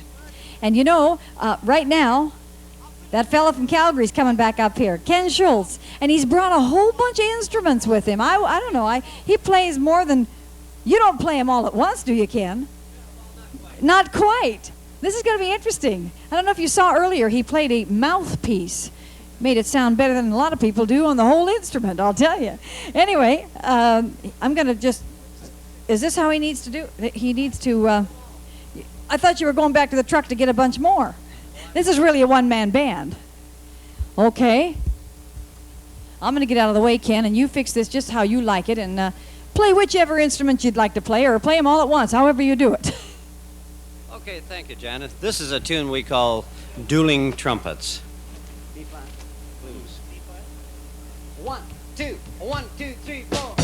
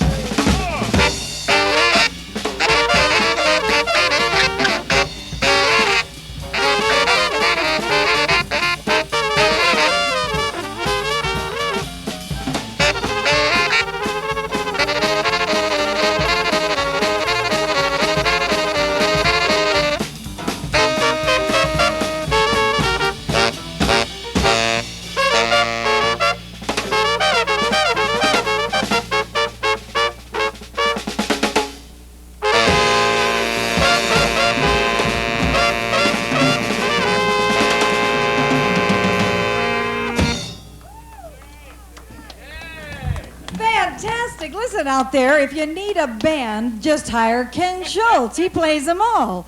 You did that beautifully, too. I mean, just in the right time, because Joe's impatient. You know, we take up too much of his time. Yeah. He wants to get on again. He's got something to tell us about, so we won't take up too much more time. But listen, you're going to stick around and play some more for us. I don't know. Can you decide which one you want to play when we come back? Because we've got Three of a Kind coming back. Lots of things happening here, but I guess really it is Joe's turn. Take it, Joe. The amazing and very versatile Ken Schultz, and you too can be a part of our Klondike Mornings. Just come on down to QC10, 10538 114th Street. We're here till 10 a.m. serving Klondike breakfasts. Okay, a couple of things that we'd like to mention here. We talked earlier today about a Hotel Olympiad taking place at Sir Winston Churchill Square, say about 11:20 or so. Also mentioned that there's a Klondike entertainment stage over at the Ledge Grounds, and let's go on from there. Of course, the marching bands will be taking place over at 100th Street and Jasper Avenue. That's, of course, free of charge. That's taking place at noon today. Summerfest activities at the Phoenix Theater. That's at 11:30 nightly. The Rice Howard Way also has free entertainment as well. Bathtub races take place, usual time, of course, 12 noon, with the marching bands, 100th Street and Jasper Avenue. There's the Panhandlers Buffet over at the Four Seasons Hotel at 2 o'clock. 2:30, there's an international stage featuring Terry Kelly near Borden Park. Stars of the Soaps at the Coliseum at 3 p.m. and we'll tell you more a little bit later on. Of course, the Midway opens up at 11 o'clock, and we'll tell you what's happening over at the exhibition grounds a little bit later. Well, Mark Lewis really gets into his work. We send him down to the river to cover yesterday's raft race, and just look where he ends up. Mark? The 1985 Sourdough Raft Race is underway. You have a cheering section. It's the Denny Andrews Spirit of America raft. Alex, what category is your raft in? I believe it's the comedy commercial category. How long did it take you and the crew, and people at Denny Andrews, to put this all together? We picked up the raft about 2 weeks ago, and we started putting it together basically about 10 days ago, and It was basically put together, we brought the raft in on Friday evening, and then we had assembled the beer mug in a different location, and then we brought that in yesterday afternoon. You got anything inside that beer mug?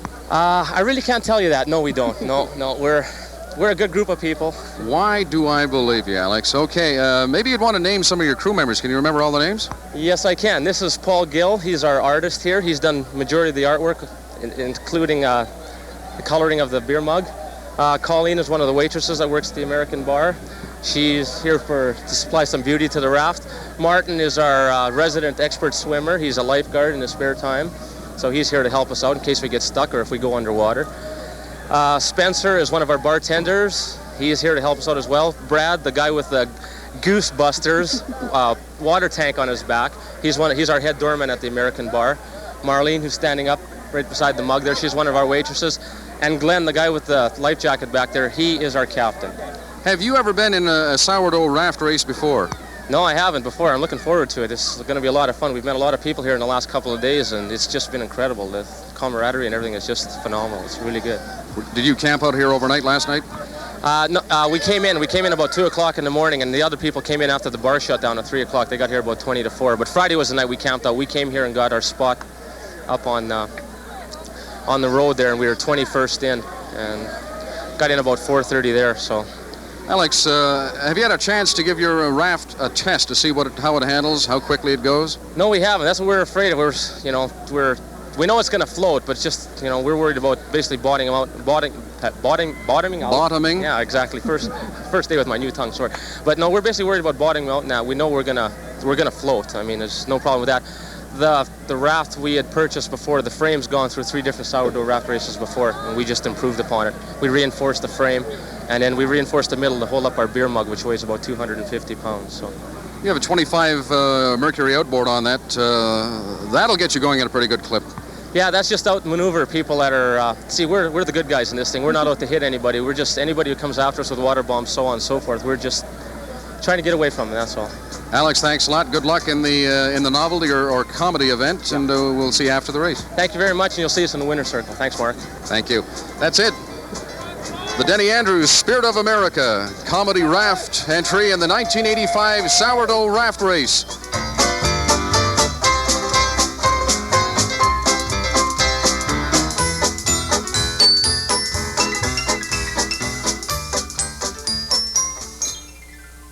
We're in a jet boat that the Shell Oil Company has sponsored. That's why it's here, and talking with the main pilot, Ron, a little about the jet boat. Just running up and down the river, trying to help people who are caught on the gravel bars and this sort of thing for the day. What kind of engine powers the jet boat? We've got an inboard, about a 400 horse. I see a couple of 15-gallon barrels. Tough boat on gasoline? Yeah, it burns a lot. We keep the gas in the barrel so that if we get hung up ourselves, we can get off. We can just throw the gas out. How safe is a jet boat on this river? The river's fairly shallow. Oh, it's pretty safe. We can run in about 6 or 8 inches of water, so it's plenty deep. It's about, 4 or 5 feet deep at the shallowest places. This jet boat is designed really to run some pretty rough water, some pretty rough rapids with very little danger. Oh yeah, it's pretty safe. We run maybe 10, 12-foot rapids, this sort of thing, sometimes. Okay, let's move over to this gentleman here who is perched up in the bow of the jet boat, and we'll find out how expensive is a jet boat to put on the water. Well, if you run a jet boat 8 or 10 hours in the water on this kind of river conditions, you'd burn up at least $200 worth of gasoline. What would a jet boat cost from the beginning of construction stage through to the installation of the motor, through to the paint job and the outfitting of it? Is there any dollar figure? Yeah, you could get into a jet boat. There's various outfits that'll build them for around $30,000. They're quite expensive to run, and maintenance is pretty high on them, and they're really a good, tough boat and handle a lot of rocky, heavy, rapid water, and but you got to pay for it too. What kind of water is a jet boat best suited for? This kind of water that it's not terribly fast moving. You only need 6 or 8 inches from the bottom of the boat to the bottom of the river. can the jet boat really perform in water like this? Well, not really. It helps. The current's not too bad here. You can take it into a really 15 to 20 mile an hour river, and they're quite maneuverable through rocks and trees and rapids. And the Shell Oil jet boat we're in now, what will its function be during the sourdough raft race? well, we're here to help all the raft people if they have problems, if they land on one of the gravel bars or sandbars, or somebody falls overboard, or motor trouble or something like that.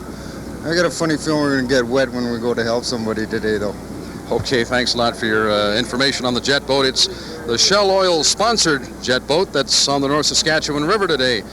We'll have a lot of pictures and descriptions, and you'll probably see a drop or two of water running down the front of your television set, because we're probably not going to stay dry for more than the closest of any one encounter.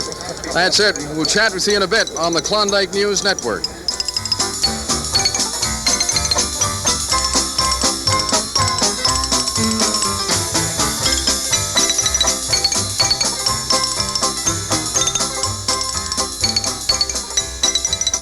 Joe Troxler with you. The time now is almost 9 o'clock, coming up this side of 9 o'clock. You still got another hour to get on down to QC10 and share with us the spirit of Klondike Days as you have a free pancake breakfast. A lot of people down at the sourdough raft races yesterday, and that's always very interesting. Before we go, though, in the next hour or so, in the next few minutes, we would like to mention some of the companies and some of the businesses that made this program possible. Men's Klondike Apparel has been supplied courtesy of Maryland Masquerade Costume Limited, 10748 124th Street here in town. The Women's Klondike Apparel supplied courtesy of Act 2, Nostalgia Fashion and Costumes, 8232 118th Avenue. Sound mixing and monitoring, the PA Shop, the Pro Audio for Musicians, 10508 109th Street. The food courtesy of Siggy's Place, 11650 142nd Street. The piano courtesy of Yamaha Pianos Coin Limited, 14616 111th Avenue. And the piano has been moved courtesy of Dorsey's Moving Limited, 9324 60th Avenue. Just some of the companies that have made the Klondike Connection possible. We're back outside. We're going to take a look at some entertainment in just a minute, but we are back to throw it to Jana, and let's see what's happening. Jana, take it away. We're back with Three of a Kind. They're going to give us a sample of what you'll see if you catch their act at Edmonton Center. Okay, Heather, Margaret, and Carla, take it away. Oh, Joyce Reddy and the dancers are going to be back too, so keep your eyes peeled. Here you go.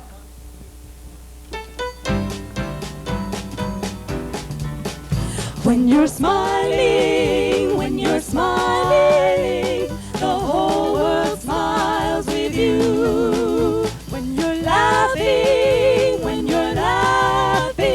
the sun comes shining through. But when you're crying, you'll bring on the rain. So stop your sighing, be happy again. Keep on smiling, 'cause when you're smiling, the whole world smiles with you. When you're smiling, the whole world smiles with you. When you're laughing, the sun comes shining through. But when you're crying, you're gonna bring on the rain. So stop your sighing, be happy again. I'm smiling, 'cause when you're smiling, the whole world smiles with you. Smiles with you.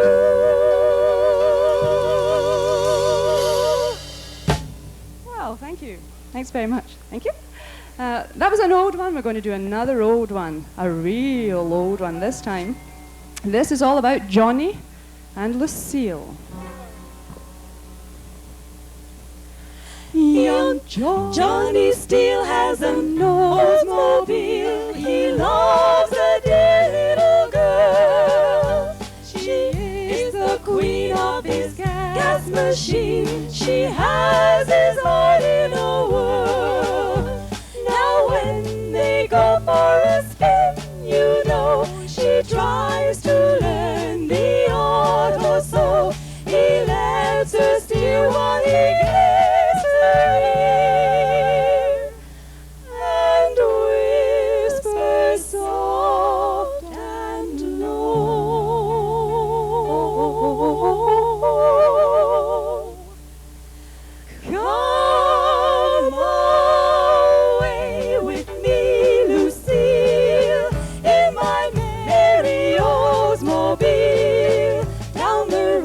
road of life we'll fly, automobiling you and I. To the church we'll swiftly steal, then our wedding bells will peal. You can go as far as you like with me in my merry Oldsmobile. Come away with me, Lucille, in my merry Oldsmobile. Down the road of life we'll fly, automobiling you and I. To the church we'll swiftly steal, then our wedding bells will peal. You can go as far as you like with me in my merry Oldsmobile.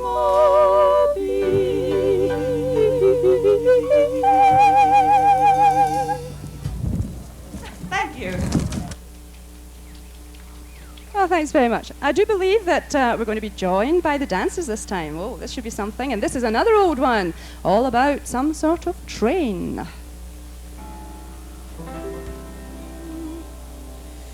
Chattanooga, woo, Chattanooga, woo, Chattanooga, Chattanooga, Chattanooga, Chattanooga. Pardon me, boy, is that the Chattanooga choo-choo?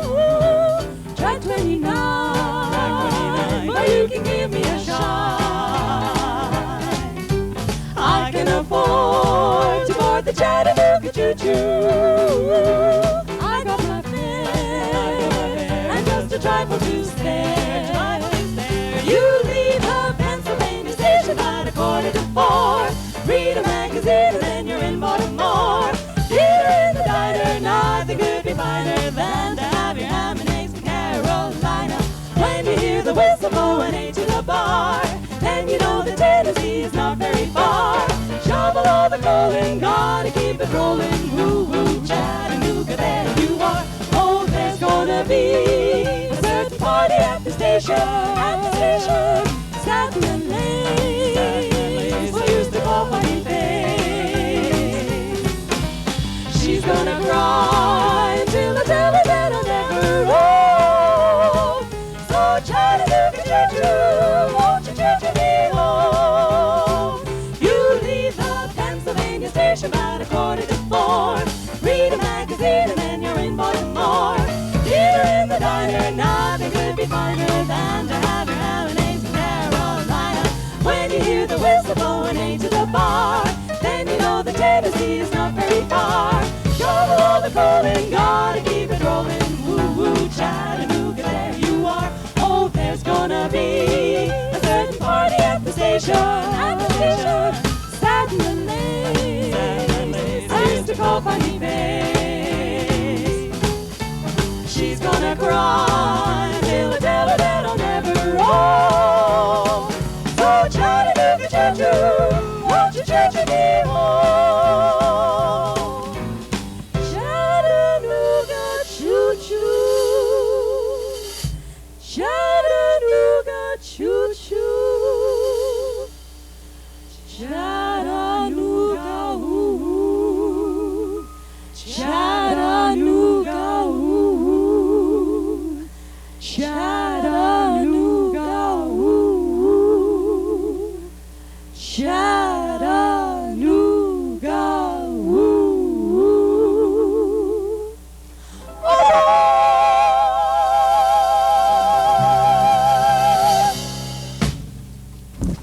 Thank you. Thank you, dancers. That was terrific. We've got about a minute before Joe is going to put his foot down and say, hey, it's my turn again. So Okay, how quick about, chorus of how something about Bill here. Bailey? Okay. Bill Bailey. Sure. Won't you come home, Bill Bailey? Won't you come home? Well, I'm home the whole day long. I'll do the cooking, darling. I'll pay the rest. Well, I know I've done you wrong. Remember that rainy evening I drove you out nothing but a fine-tooth comb. I know I'm to blame, well, ain't that a shame? Bill Bailey, won't you please come pack up all my cares and woe? Here I go, singing low. Bye, bye, bye, bye, bye, bye, blackbird. Where somebody waits for me, sugar sweet, so is he. Bye, bye, blackbird. No one here can love or understand me. Oh, and haunting stories they all have me. But make my bed, light the light, I'll be home late tonight. Blackbird, bye bye. Remember that rainy evening I drove you out with nothing but a fine-tooth comb. I know I'm to blame, well, ain't that a shame? Bill, baby, won't you please come? Baby, won't you please come? Baby, won't you please come home?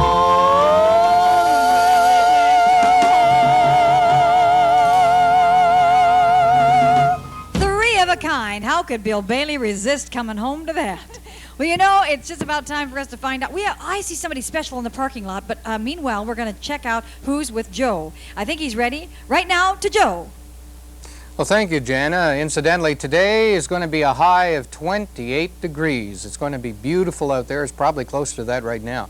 So you'll be able to take in a lot of the fun and the festivities during Klondike Days at the Midway and elsewhere. Of course, the Midway today opens up at 11 a.m. Also want to mention the fact that during the course of the week, right up until Friday, we are going to have Klondike dress-up for the adults this time around. And if you are attired in Klondike, do come on down to 10538 114th Street. There'll be prizes given away almost every day, and if you are selected to participate in the final day on Saturday, it's going to be interesting, let me tell you, because we got a lot of prizes for that as well. Klondike dress, as we talked about earlier, is always a major part of our annual promenade. Let's join Joanne now as she speaks to some individuals who fit this particular bill. I found some more beautiful gowns down here at the promenade, and I'd like to talk to a few people here. What's your name? Hi, Audrey Swaffield. Audrey, your dress is beautiful. Did you make it yourself? No, I didn't, but I made the hat. You made the hat. Well, the hat goes great with the outfit. With the help of one of the managers at work. Where do you work? Solicitor General. Well, that's terrific. Are you taking part in any of the other activities during Klondike Days? Oh, I wouldn't dream of not doing anything with Klondike Days, yes. I was helping out in the parade as selling silver dollars, and I also went to the melodrama, and we're going down to the exhibition grounds later tonight. Well, that's terrific. Have you entered into the contest for best dress or the dress-up contest today? No, I haven't. Hadn't actually heard about it. Well, there are people going around, and they'll get your name and enter you into a contest, and I'm sure you'll have a very good chance of winning with that gown. Thank you very much. And who have we got with us here? I'm Bonnie English. Bonnie, are you from Edmonton? Yes, I am. How about your gown? Did you make it yourself? I put it together, bits and pieces of things I had in my closet. Well, that's the best way, you know. Sometimes people have things hanging in their closet for years and years and don't know what to do with it. K-Days is a great excuse to get it out and just feather it up a little bit. That's right, exactly, yes. And is this your daughter with you? Yes, it is. This is Margot. Hi, Margot. That's a pretty dress. Did your mommy make it? No, my grandmother bought it for me. Oh, did she ever pick a nice color? It goes really pretty with your hair and these feathers. Can you turn for the camera? Let them see. What do you like about Klondike Days? What's the most exciting thing for you? Well, I like the rides, and especially like the thing where you go in and you do those contests for big animals, because it's fun to win the animals and stuff. Well, I hope you go down there and win a whole pile of stuff. Are you having a good time at the promenade? Yes. Well, that's nice. It's nice to see a family unit. And, sir, can I get your name? Joe English. And you're the father of Margot. Yes, I am. And your outfit is also very dapper. The three of you look lovely together. Thank you very much. Yes, let me see your watch. I see you got a watch in your pocket here. And it even works. It's on Alberta time. Well, that's great. Thanks for coming down, and I hope you have a great time during Klondike Days. You all look very lovely.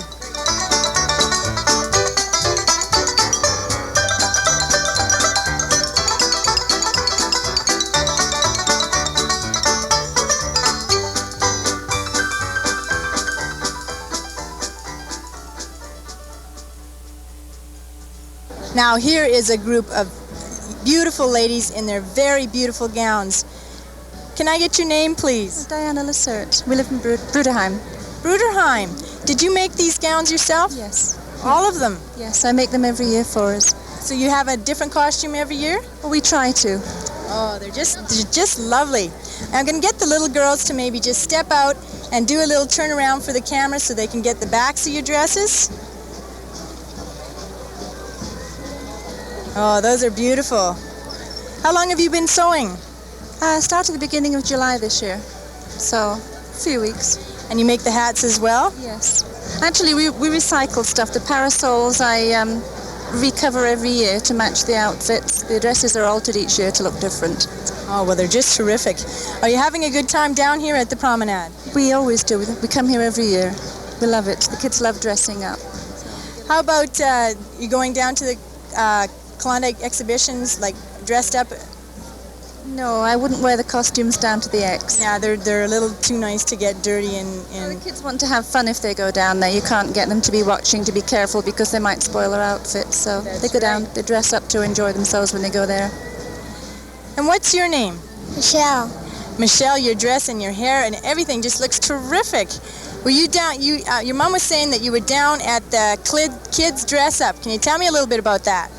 Yeah, and me and my sister and I, we both won first place in our age category. You both won. What did you win? I won a jogging suit, and my sister won a meal at Bullwinkle's. Well, that's nice. What do you like best about Klondike Days? Dressing up. You really like dressing up. Well, that's good. What about when you go down to the fair? What do you like doing down there? Just going on rides and everything. Well, that's nice. You look really pretty. And this must be your big sister. What's your name? Sarah. Sarah, you having a good time today? Yeah.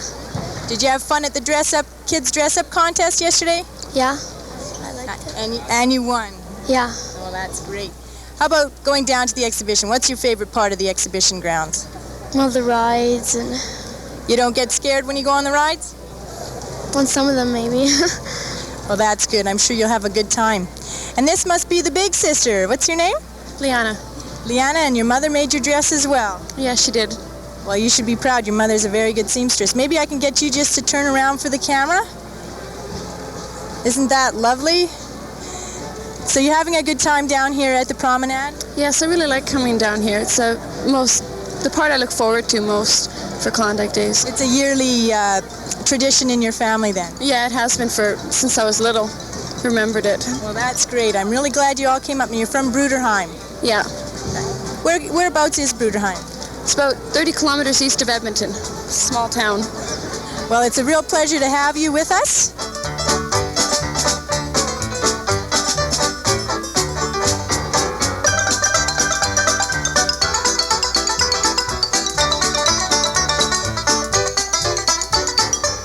Joanne, of course, talking to a number of people from Sunday Promenade yesterday. It's amazing this year, the number of people that are in town from other cities and, in fact, other countries. Klondike Days is obviously becoming an international event, as we had talked about, if you watched the show during the last couple of days with some of the organizers. We are now going outside, and I believe Michelle Polanski has a very interesting guest, and one who almost needs no introduction. Michelle? Thank you, Joe. And with me, a couple of very special guests. We have Klondike Mike and Chico his burro. Good morning, Mike. Good morning to you. How are you today? Well, you know, like TV and radio, they have a countdown. I'm getting my countdown ready, too, for about 5 more days, something like that. What have you got planned for the next 5 days? Oh, I've got a itinerary out there in my van, and I just go from program to program, day to day. Where will the people be able to see you? On the grounds, maybe? I really don't go out to the grounds too much. I probably will be out there for Kitty's Day, you know, one of them. But I'll be downtown, well, around 11 o'clock for the bathtub races at noon. And, oh, I still got a lot of hospitals and Kitty's homes to go to, so... What have you done for the last few days? Oh, honey, don't ask me all them. Like 7 hours on promenade yesterday was 7 hours, and of course I was at the 6 sleepy sourdoughs yesterday morning, and I think that 7 hours on promenade took most of the soul off my feet. Mike, you've been around during Klondike Days for a long time. How many years has it been? This is my 20th year. 20th year, and you keep coming back. Well, I keep coming back. I don't know. I like meeting all the people, and I enjoy visiting the hospitals and nursing homes and the little kiddies' nurseries. I go to them. And well, it seems, you know, when you travel around like I do, and then they're in the hospital, wheelchairs, stretchers, and they'll say, like, I see you on TV, but oh boy, you're here in person. And I take them right in the hospitals, right in their rooms, and they just enjoy something to, you know, really, they really enjoy it. Well, and we enjoy having you here. Thank you very much for dropping by. Oh, you're welcome. It's a pleasure to be here. And I would like to say, you know, that this year the news media, and I mean all of you, papers and TV and whatever, have given me such wonderful coverage. I can't go by without saying thank you very much. Well, we thank you too. Keep your eyes peeled for Mike and Chico. Now back to Jana. It's time to give away some more prizes in our daily dress-up Klondike costume. And contest, that is, yes. And I have a whole family with me here that got dressed up this morning for breakfast. You've been dressing up every day of Klondike, right? Yes, I have. Every day since it was open. Do you do this every year? Yes. Well, let's tell everybody who this family is. This is Edna and Eddie and Michael Wakarek. And they have been winning prizes all over the city. And we have some prizes for you here. I'll give these to you, Edna. That's for some free pizza over at Franklin's Dining. And I think you're going to enjoy those. So thanks for coming down, dressed Klondike. Have a good Klondike Days. We'll let you go back to your coffee. Thank you. Now, you know, I brought the Klondike Connection back with me, or part of them here. I think they're off having pancakes. Anyway, we're going to do a little number for you because if you get dressed up and come down, you may win a prize, too. Klondike Mike is here. I guess you've seen him. And... and Chico. But if you dress up and come down to our daily contest, we're having finals on Saturday, you see, and then we give away the grand prizes. So the daily prizes, there are 4 of them every day. And here we go. We're going to do a little song to tell you that it could be you. It had to be you. It had to be you. I wandered around and finally found somebody who could make me be blue. Could make me be true, and even be glad just to be sad, thinking of you. Some others I've seen might never be mean, might never be cross or try to be boss, but they wouldn't do. For nobody else gave me that thrill with all your faults. I love you still. It had to be you, wonderful you. It had to be you.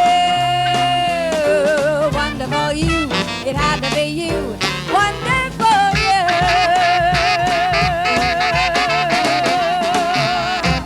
It had to be you next, Joe. Take it away.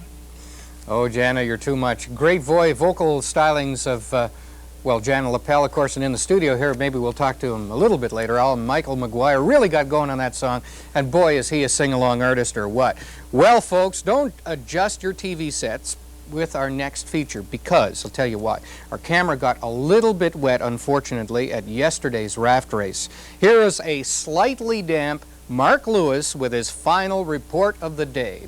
Mark, go ahead. The 1985 sourdough raft race is well underway. The Fiberglass Canada entry. Jeff, you're the spokesman, is that right? Yes, I am. Okay. And so you have a crew member here going to cool you off a little bit. How long did it take you? How long did it take you guys to put this raft together? Approximately 4 weeks. So that would be what, about 28 days? Yes, about 28 days. Okay, who did that? Who's responsible for that? You 3, come here. We got all think pink, eh? What's your name and social insurance number? Have you guys been giving as well as receiving? Very much so. Yeah, what's your name? I'm Yvonne. Hi, Yvonne. What's your name? Barb. And what do you guys do for Fiberglass Canada? Not too much. Okay. What class would this raft be entered in? Just the comedy. Commercial comedy. Yeah, commercial comedy. Oh, commercial. You had some help from some of your crew members, huh? Oh, yeah. Hey. You realize you ladies poured water all over my money? Sorry, what can I say? Okay, let's go back to the Capitan here. Should you win, and should you scoop the money in the commercial comedy raft part of the sourdough raft race, we're getting it from all sides here, Jeff. What will you be able to live up to your reputation? In what respect? In any respect. I think so. What powers this raft? Well, we've got a small little 10 horsepower engine on the back and 2 poles for pushing. I can see with that English accent you must come from Quebec, is that right? Wales. Oh, from Wales. Whereabouts in Wales? Clancy. Oh, know it well. That's near, where is it near?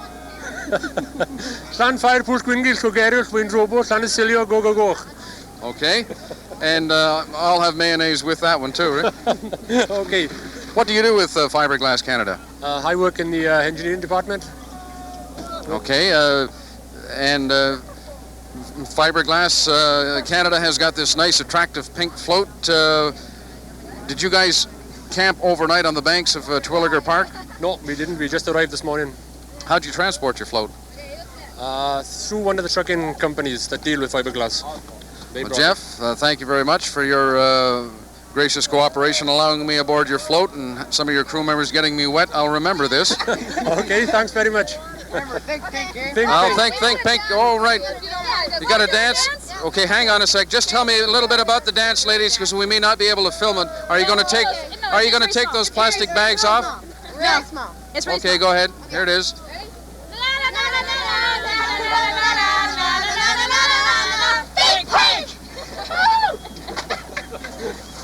Yeah, God, that's I'm green with envy. Thanks a lot, ladies and gents. Okay, the Fiberglass Canada float in the raft in the 1985 sourdough raft race.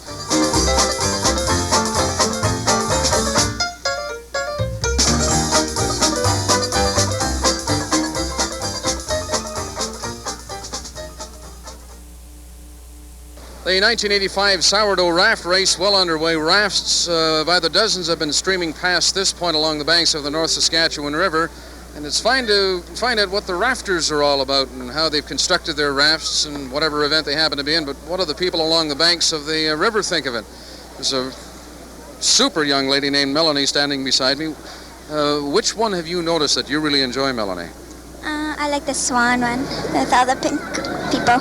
We were just on that raft and they soaked us. They're not nice people, you know that? Oh, well, the boat looks nice. Okay, what's this young fellow's name back here? Damien. Damien? Yeah. What has been your favorite entry in the sourdough raft race? Shell. Oh, the Shell one. We're in the Shell-sponsored jet boat. Yeah, I like that one too. Okay, and what's this young lady over here? What's your name? Adeline. Sweet Adeline. You get kidded about that a lot? Yes. What has your favorite entry, Adeline, been in the raft race? I like them all. You don't have one, like there's the Denny Andrews one out there, the Spirit of America? Well, I like them all. I can't choose, they're all really good. Okay, let's go over to this side and we are going to chat with a lady. Hi, young fella. What's your name? I'm Boud. Okay, and what do you think of the sourdough raft race so far? It's very good. Have you seen very many of them? Yeah. How many have you seen? 15, 18, 20 of them? I never counted them. Okay, let's, if you want to move over that way, we can get a shot of this lady. Don't run away. Ma'am with the umbrella, come on in here. Yes? I won't bite. What's your name? Pearl Palmer. Pearl, have you been enjoying yourself? Oh, very much so. Okay, kids, if you want to move just over that way and we can get a real close look at Pearl, we'll come and chat with you in a sec. Pearl, are you a resident of the city? Well, I've been here from Toronto for 2 years now, and I fell in love with Edmonton. I lived in Toronto for 35 years and raised my family there. In Toronto? Yes, Toronto. I had heard the best thing that ever happened to Hogtown was that they had built a highway going to Montreal, but that's not very nice, huh? Oh, no, I don't want to talk about that. Pearl, your impressions so far of the sourdough raft race? Beg your pardon? Your impressions, what do you think of what I you've think seen? It's terrific. I only wish that I had my little grandchildren here with me. Whereabouts are they? They're in Toronto, yes. My son's a fire chief in Toronto, and I have 3 little grandchildren, Matthew, Mark, and Adam. Well, 3 real nice names. Pearl, thank you. Thank you very much. And what's your name, young lady? Come over here and look down this way. What's your name? Bonnie. Oh, Bonnie. How have you enjoyed the raft race so far? Fine. What's your favorite raft? All of them. Okay. And would you come over here, young lady? And this is your, let's look at the camera. What's your name? Sherry Trask. Sherry, what school do you go to? Return. And how old are you? 8, and I'm going into grade 4. You're going into grade 4, okay. And what's this little fellow's name here? Your name is Dean, right? Yeah. Does Dean talk? Yeah. What's your favorite food, Dean? Skitty. Oh, spaghetti, all right. Let's, young lady, why don't you come on in over here? You're dressed up in a nice white and blue outfit. What's your name? Roseanne. Oh, that's a nice name, Roseanne. Where do you go to school? Our Ladies of the Prairies. How old are you? 7, 8. Oh, you're 8, so you're in grade 3 or 4, right? Grade 3. What school? Our Lady of the Prairies. I asked you that before, but I was checking to make sure you remembered. What do you think so far of the 1985 sourdough raft race? I like it. Do you have a favorite float? Yeah, the Irish one. Oh, isn't that nice, huh? Yeah. Well, thanks a lot, and I hope you enjoy the rest of the raft race. Great. Some of the people on the sides of the riverbank, the North Saskatchewan River, the 1985 sourdough raft race. And it's fun being out in the bright sunlight and stepping in the water and getting wet rather than in a studio, Joe, but it's a dirty job. We got to do it. I'm Mark Lewis for the Klondike News Network.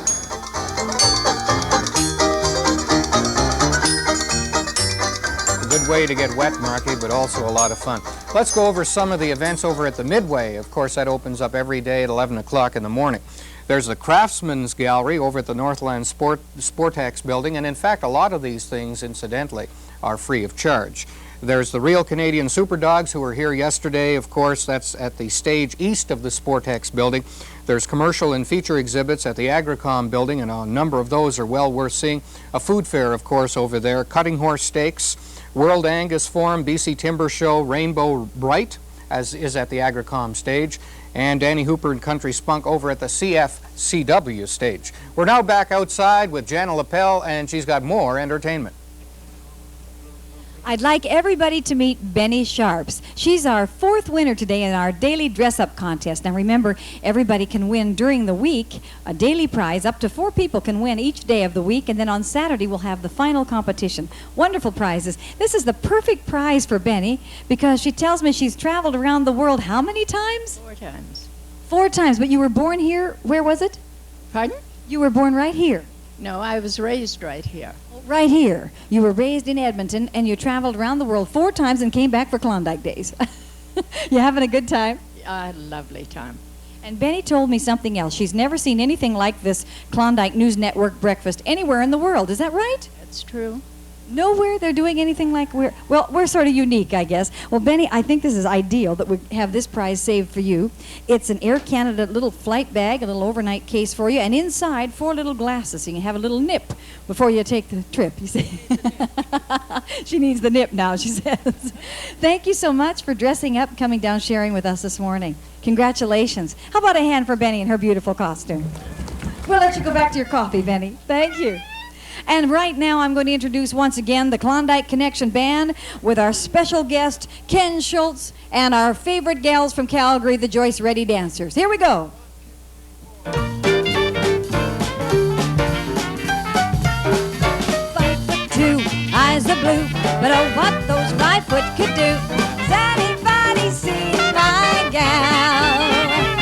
She got a turned up nose and wears turned down hose. A flapper, oh yeah, one of those. See my gal. Now if you run into a 5'2" who's just covered with fur, darling, you know, diamond rings and all those things, I bet your life it isn't her. Cause could she love, could she woo, could she coo? Is anybody seen my gal. Ain't she sweet? See her coming down the street. Now ask you very confidentially, ain't she sweet? Hey, ain't she nice? Look her over once or twice. Now ask you very confidentially, ain't she nice? Just cast an eye in that direction. Oh, me, oh, my, ain't that perfection? Hey, I repeat, ain't she sweet? See her coming down the street. Now ask you very confidentially, ain't she sweet? Charleston.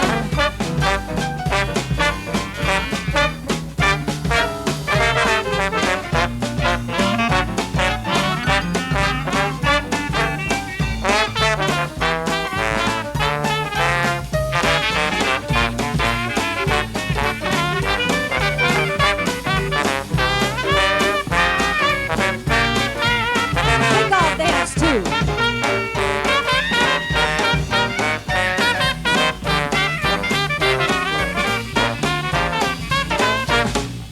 Woo! That's it. Makes everybody want to get up and dance right with you. The Joyce Ready Dancers and the Klondike Connection. We're going to be around for a little while longer, but right now I think we're going to go visit Joe again. He's got someone to tell us something more about Klondike Days. Take it away, Joe. Okay, we're going to be back to Jana and the Klondike Connection in just a few moments' time. It's approximately 9:35. You've got a few minutes to get out to QC10 for a Klondike Days breakfast. And incidentally, we're going to be with you every morning from now right through until Saturday, from 7 a.m. until 10 a.m. And on Saturday, of course, we're going to be with you the traditional weekend times, which go again from, what is it, 10 a.m. to noon? I think so. Yeah, that's good enough. And now for a final look at Sunday's promenade, let's go to Joanne Regimball, and she's got more. Joanne?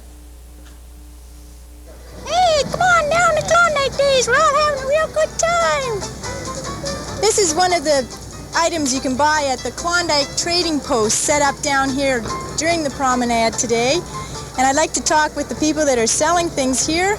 What's your name, sir? Gord Saunders. And your name, ma'am? It's Eleanor Tofen. How's business today? Is it booming? Yeah, we're having pretty good sales today. Can you tell me a little bit about what you are selling down here? Well, we have on our counter here, we got some Klondike Mike dolls, a Klondike curling rock, which is really a pajama bag, ladies' camisoles. Fascinators. Fascinators. Yeah. Fascinators. They're a lace front that goes on the front of a dress. We have some Klondike garter belts and a leg garter for a lady, and the Klondike pins. And up here we have our fan selection, some Klondike purses, men's vests, and some t-shirts, and we have some Klondike hats too. Well, that's great. I understand you've got booths set up somewhere else in Edmonton? Yeah, we have one in the basement of the Edmonton Center. What do you have here? This is our mint set, Klondike dollar mint set. They're just 4 different Klondike dollars. They got Klondike Mike on one side, and then they have the Klondike Day Salute International Youth. And that's our mint set. Then we have our regular Klondike dollar. You say that this here is a pajama bag. It's a curling rock, and there's a zipper in the bottom. Just open it up, and the child can put his or her pajamas in there. It's a nice warm day out here today. How are you feeling back behind the stand? Not too bad. We got a sunroof, a bit of a breeze blowing, not too much though, but it's okay. Well, it's great talking to you, and best of luck with your business. I'm sure you'll be booming all day today. Hope so. Thanks very much. Thanks again.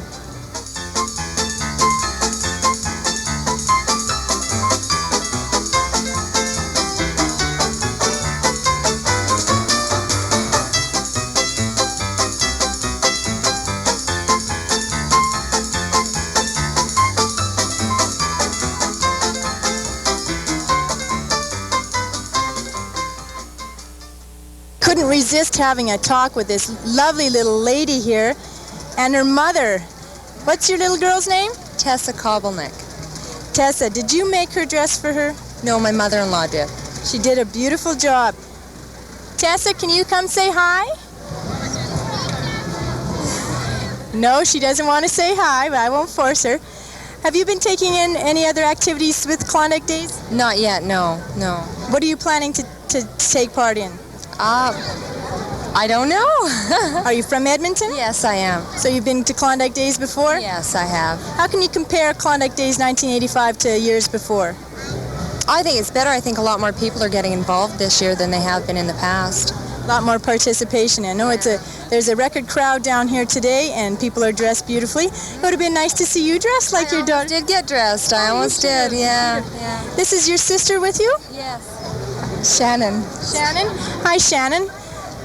Your niece is all dressed up. How come you didn't get dressed up? I don't know. Are you going to be taking part in any other activities down at Klondike Days? I think so. We don't know what yet, though. You're not going down to the grounds, or? Yeah, I think I probably will. What do you like best about the exhibition grounds? The rides, I guess. I think everybody likes the rides. That's one of my favorite parts of it. Well, thanks for talking with us, and have a good time in Klondike Days 85. Okay.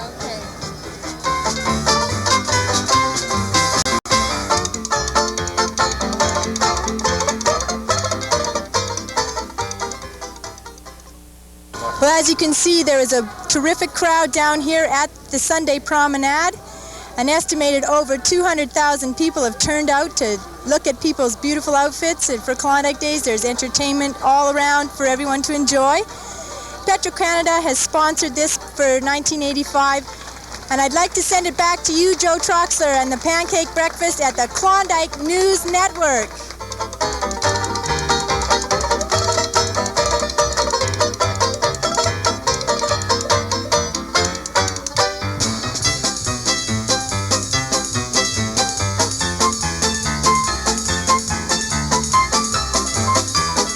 Well, obviously, Joanne having some fun out there, Sunday Promenade, and certainly hope that you took part in Sunday Promenade for K-Days 85.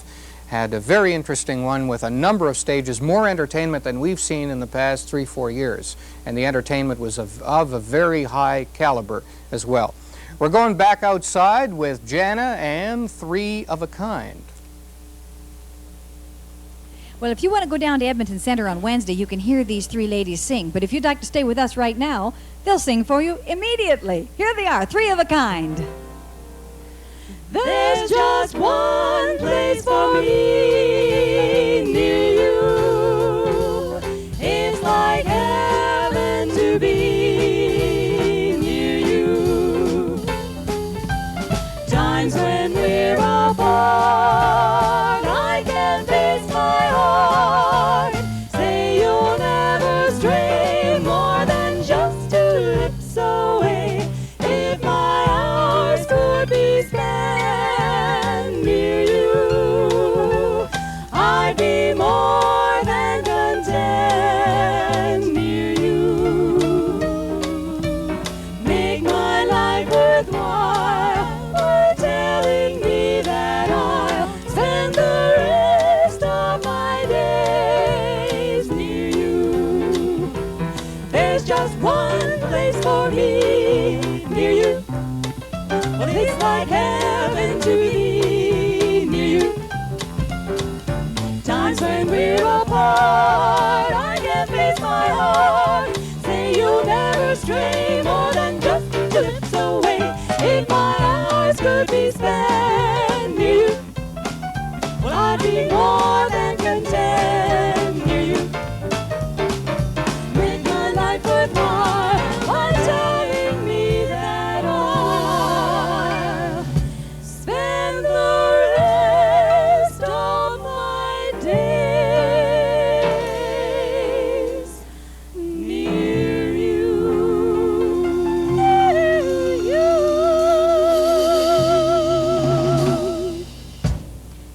Oh, thank you. Thanks very much. That was a real oldie again. I think that was even used for a commercial on the TV here. Yeah. Okay, didn't we're sing back that to one. Klondike, and we're right into Beautiful Doll. Oh, you beautiful doll, you great big beautiful doll. Let me put my arms around you. I could never live without you. Oh, you beautiful doll, you great big beautiful doll. If you ever leave me, how my heart would ache.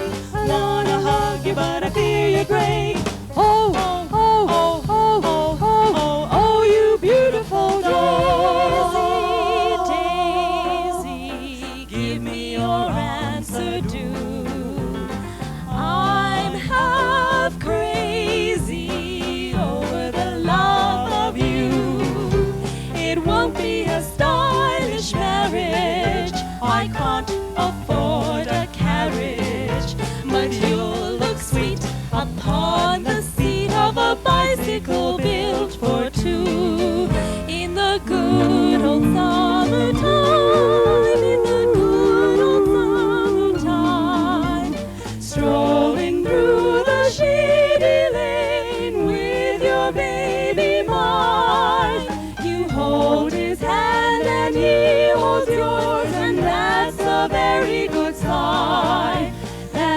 She's your Tootsie Wootsy in the good old summertime. In the good old summertime.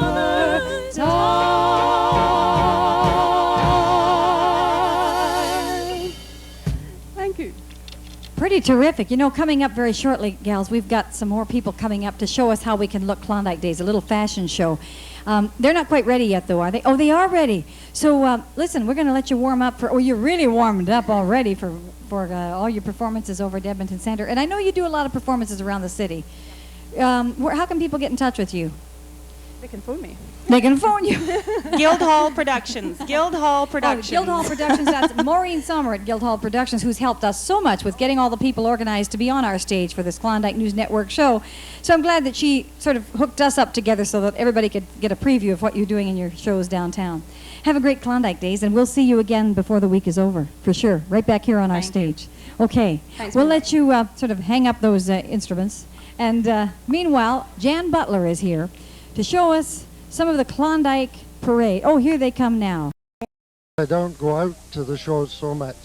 And we live on Jasper Avenue, and I have a front seat view of the raft races and anything that happens in the valley. How many Klondike Days have you seen in Edmonton? Well, I've been here since 1948, and I've seen them all, and been at them all, and gone to the various events and put my car in the antique car shows just to support. Well, I'd like to thank you, Dr. Stewart, for coming by and sharing your special prize with us today. She's my sweetheart. My wife says as long as it's made of metal and wood, it's all right. Well, thank you very much. And now we're throwing back to Jana. Jana, what do you have in store for us now? Well, Grace, I guess you can hear in the background Gaby Haas and Old Dad Taylor have the whole crowd singing Klondike songs. But up here on the stage, we're about ready to hear Three of a Kind sing some Klondike songs. Here they are. Let them introduce themselves. Three of a Kind. Hello. Hello. Hello. Hello. Hello. It's good to see your shining faces in our company. We're here to entertain you in three-part harmony. We love to sing and make chords ring. We hope that you'll unwind and let yourselves be entertained by three of a kind. Three of a kind. Yes, sir, that's my baby. No, sir, I don't mean baby. Yes, sir, that's my baby now. Yes, ma'am, we've decided. No, ma'am, we won't hide it. Yes, ma'am, you're invited now. Oh, by the way, when we reach that feature, I'll say with feeling, hello, my baby, hello, my honey, hello, my ragtime guy. Send me a kiss, I want. Baby, my heart's on fire. If you refuse me, honey, you lose me, then you'll be left alone. Oh, baby, telephone and say that you'll be mine. Yes, sir, that's my baby. No, sir, I don't mean maybe. Yes, sir, that's my baby. No. Yes, ma'am, we've decided. No, ma'am, we won't hide it. Yes, ma'am, you're invited now. Oh, by the way, oh, by the way, oh, when we reach that creature, I'll say with feeling, yes, sir, that's my baby. No, sir, I don't mean maybe. Yes, sir, that's my baby now. Hello, my baby. Hello, my honey. Hello, my ragtime guy. Yes, sir, that's my baby.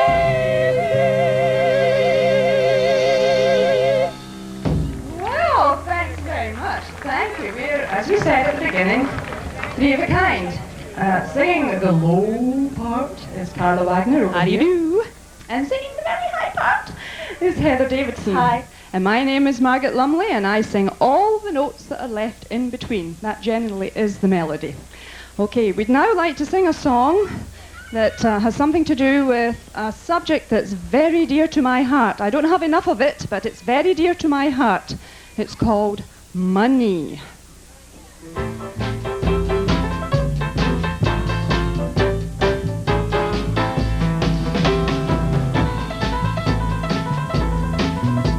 I work all night, I work all day to pay the bills I have to pay. Ain't it sad? And still there never seems to be a single penny left for me. That's too bad. So I must leave, I have to go to Las Vegas, I wanna go and win a fortune in a game. My life would never be the same.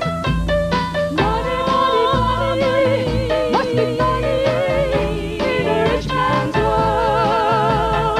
Money, money, money, always money in a rich man's world. All the things I could do if I had a little money in a rich man's world. It's a rich man's world. A man like that is hard to find, and I can get him off my mind. Ain't it sad? And if he happens to be free, I guess he wouldn't fancy me. That's too bad. So I must dream, I have to plan. If I got me a wealthy man, I wouldn't have to work at all. I'd fool around and have a ball. Money, money, money, must be money in a rich man's world. Money, money, money, always money in a rich man's world. All the things I could do if I had a little money in a rich man's world. It's a rich man's world. A man like that is hard to find, but I can get him off my mind. Ain't it sad? And if he happens to be free, I bet he wouldn't fancy me. Well, that's too bad. So I must dream, I have to plan. If I got me a wealthy man, I wouldn't have to work at all. I'd fool around and have a ball. Money, money, money, must be money in a rich man's world. Money, money, money, always money in a rich man's world. All the things I could do if I had a little money in a rich man's world. It's a rich man's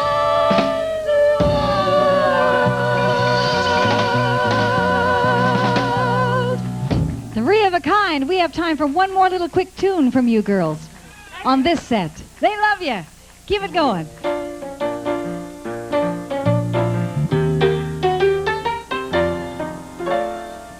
Oh my honey, let's let me to Alexander's. Ain't you going to the meter man, bag and meter man? Oh my honey, let me take you to Alexander's grandstand, grandstand. Ain't you coming along? Come on in here, Alexander's ragtime band. Come on in here, it's the best band in the land. You can hear a bugle call like you never heard before. So natural that you want to go to war. That's just the bestest band. What up, my honey lamb? Come on along, let me take you by the hand. Up to the man, who's the leader of the band. And if you care to hear that Swarthy River faded ragtime, come on in here,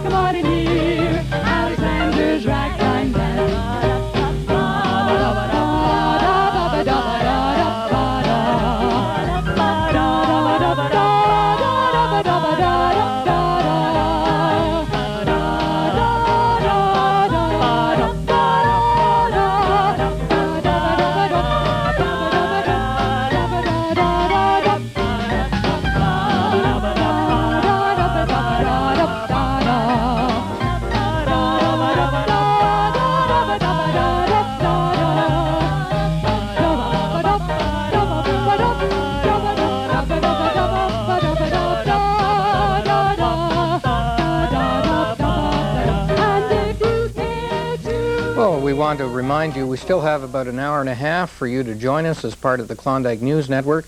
And then that's it. That's all she wrote for Klondike Days 85. We've been, of course, updating you and telling you about some of the other festivals that are taking place subsequent to Klondike Days. Of course, the Heritage Festival starting a week from tomorrow over at the Horlick Park venue.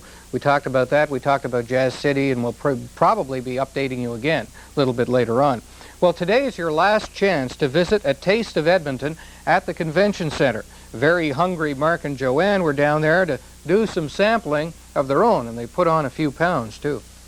The Taste of Edmonton were in the Four Seasons Hotel booth, and I'm speaking with, in a moment I will be, but I'll introduce you to the concierge, Linda. How are you on this really great-looking evening? I'm just fine. How are you? Oh, just couldn't be better. You have something called a chocolate strawberry. What? And they're huge, monster-looking strawberries, is that right? Yes, they're delicious. We've been really selling a lot of them, and people are really enjoying them. What else besides the chocolate strawberry does the booth here have to offer people, other than the pretty smiles? We've got a lovely white chocolate mousse. It's delicious. It's all kinds of fruit in it. How long have you been at the Four Seasons? I've been with the Four Seasons for 3 years in August. All in Edmonton? That's right. What do you like about the hotel industry? I like the people, I like working with people, and I like meeting the people. I know the Rose and Crown is a spot I like to attend, and you can sing along and meet new people. Do you ever go in there? Yes, I do sometimes, and it's always lots of fun. Okay, what I will do, Linda, is I'll bite into this chocolate strawberry. There it is. Look at that. Isn't life grand? Just the other day. Here goes. You want to hang on to this? Okay, maybe you can ask a question. Do we have any remarks? Yeah, it's great. It's delicious, isn't it? If you folk watching television right now would like to come down and try the chocolate strawberry, Linda or her two capable assistants here will really be glad to help you out. You can also try the white, what's the other one? White chocolate mousse. White chocolate mousse.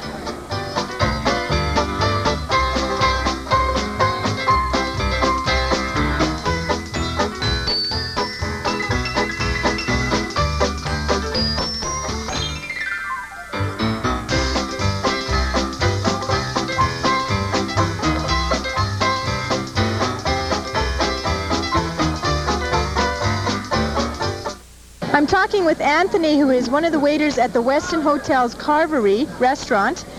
Can you tell me, Anthony, how was the turnout today? Very busy. We had a good turnout. We sold out a whole pot of soup, cucumber soup, and the traffic is just unreal. And I see you have these chocolates here. Can you tell me a little bit about these chocolates? All right. This chocolate are made in our own kitchen by our own pastry chef. We got three kinds: Amaretto filled, Kahlua, and Grand Marnier filled chocolate, and they're all homemade in our kitchen. They're homemade. Well, they sure do look terrific. The cucumber soup that you're serving today, is that the specialty of the restaurant? It is one of the more popular items on the menu, and it's served with muscat vodka and tomato sherbet, which is a very delicate touch to the menu. Can you tell me, how long have you been working with the Westin Hotel? Over 2 months now. Over 2 months, and you like your job there, I would imagine. Very much so. We have a very good team, a very professional team. We assure very good service, very attentive service. We have a captain waiter team, so that we're always there when the customers wanted something. So we try to give that kind of touch. Well, that's terrific. I'm going to have to try and get down there and put you to the test. You'll be welcome. You'll be most welcome. I'm sure you have a good time when you're down there. It's guaranteed. We have lace tablecloth. We've got some very high quality crystals. And for the ladies, we give away roses and complimentary chocolate. For the gentlemen, cigars. Oh. If, you know, like, if they smoke. Well, that's terrific, Anthony. Thanks for talking to me. You're welcome. And here I have a sample of the chilled cucumber soup with tomato sherbet and some liqueur in it. Stefan, what is your position at the Stephen? Yeah. What's your position at the Westin Hotel? I'm an apprentice since July 1st, just recently. So you whipped this up yourself, did you? No, the chefs back at the hotel did, but I'm learning how to do it anyway. You are, right? Yeah, it's a great experience for me. So how long have you been in the business? I know you just started with the Westin, but how long have you been in cooking? Only since May, really. Like, I came into the hotel with a government program, and I tried it for a month in the kitchen, and they said I was all right, so I managed to get an apprenticeship. Well, that's great. Yeah. Can you tell me what is in this besides cucumber? Can you give me an idea of what it tastes like?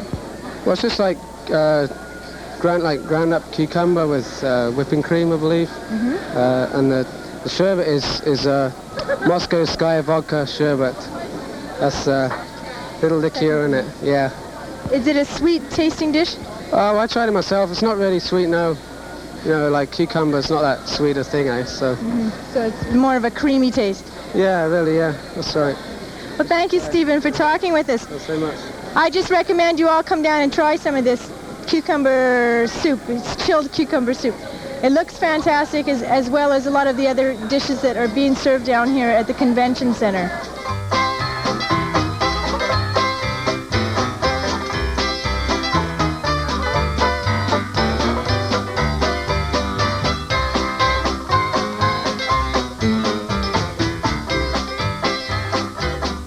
Well, Mark Lewis may have made mention in the past of my cooking prowess. Unfortunately, I can't keep up with that. A lot of the staff are going to join us a little bit later on tonight for a party, and that's when I'm going to try my specialty, soufflé à la gerbille. I'm sure that you'll enjoy that. We're back outside to Jana. She's got a whole bunch of entertainment back there. Well, either that or she's going to sing a solo for us, which is also entertainment, and we throw to Jana. Jana. We're back with Gaby Haas and Old Dad Taylor. Come on over here, fellas, and George Hayden's going to sit in. And there's another special guest coming up this time to do a number with these fellas. And if I've got this right, it's Neil Herskinen. Did I say it right, Neil? How'd I do? Would you welcome Neil to our stage? He likes to sing, and what better group to back him than Gaby Haas and Old Dad Taylor with George Hayden? Neil, why don't you, I'll come around there where you are, and I'll pass this microphone on to you. You've been singing for a long time. A few years. Well, this is a great chance for you to do it right here on our Klondike stage. What you going to do for us? We're going to do Mexicali Rose. Here you go. Thank you.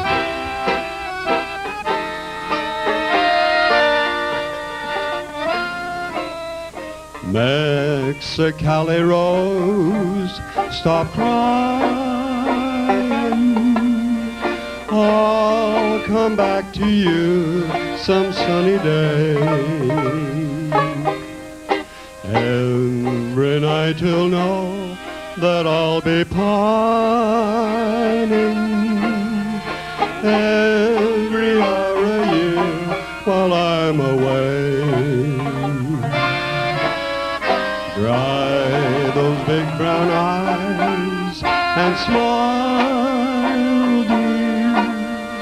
Banish all those tears and please don't sigh.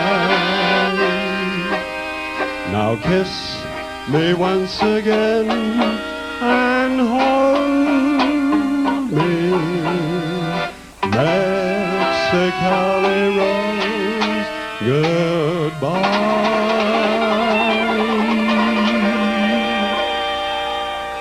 Thank you very much. Thank you. Okay, we're going to do the bird dance now. So all the birds lined up here. They're going to do the bird dance right now, so I'll hand the mic over to the Klondike Cajun. Hey, where's all the birds?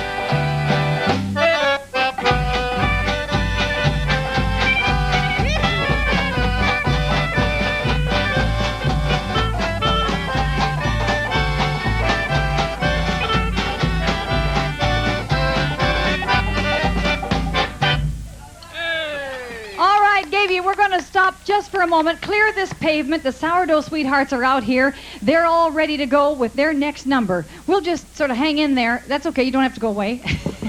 In fact, why don't we put our hands together and welcome the Sourdough Sweethearts?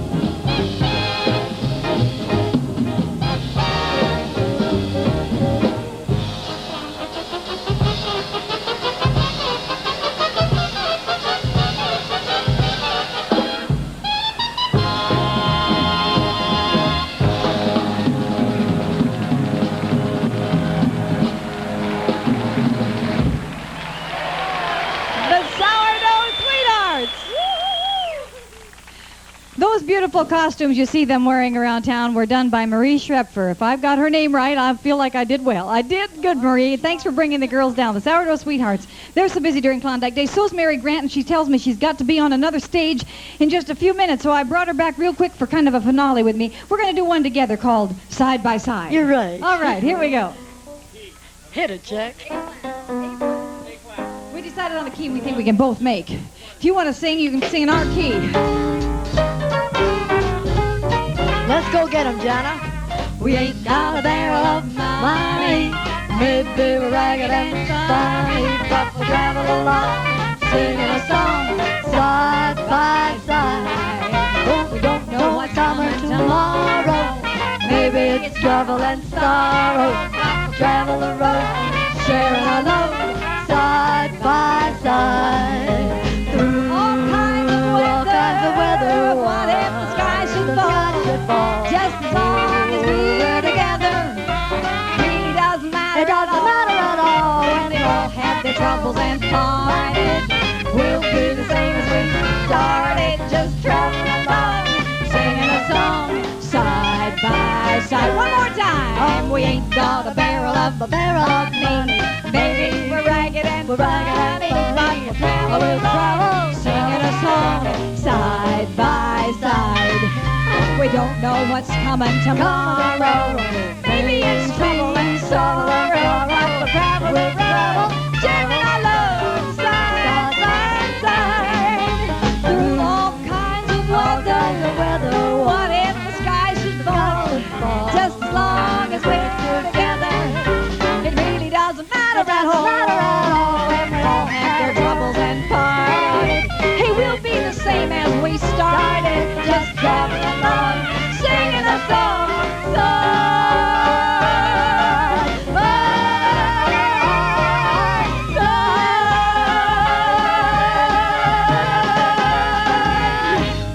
Mary Grant from Victoria. Thanks, ladies and gentlemen. Remember the Riverboat Jazz Band, too. The Riverboat Jazz Band's where Mary's headed off to now before she heads off to Victoria once again. Little more Klondiking from Mary and little more Klondiking with the Klondike Connection. Well, we have another fella to introduce here very quickly. We borrowed him from Calgary. That's okay, isn't it? To come all the way here for Klondike Days. And he plays a lot of different horns. You remember Ken Schultz? He was here. Oh, yep, okay. He's going to say something else. Yes, I'd like to welcome everyone here to Edmonton all the way from Calgary. And it's been a real pleasure being here. I guess you're feeling a little high right now. I knew he played a lot of horns, but he plays the balloon, too. Anyway, very talented fellow. Could you put your hands together and clap for this fella, Ken Schultz from Calgary? He joined the Klondike Connection. What are you going to play, guys? He's going to play trombone this time instead of balloon. Actually, the balloon was a prettier color, but...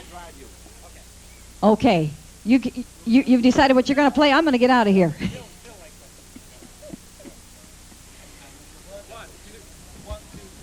The Klondike Connection. Here they go.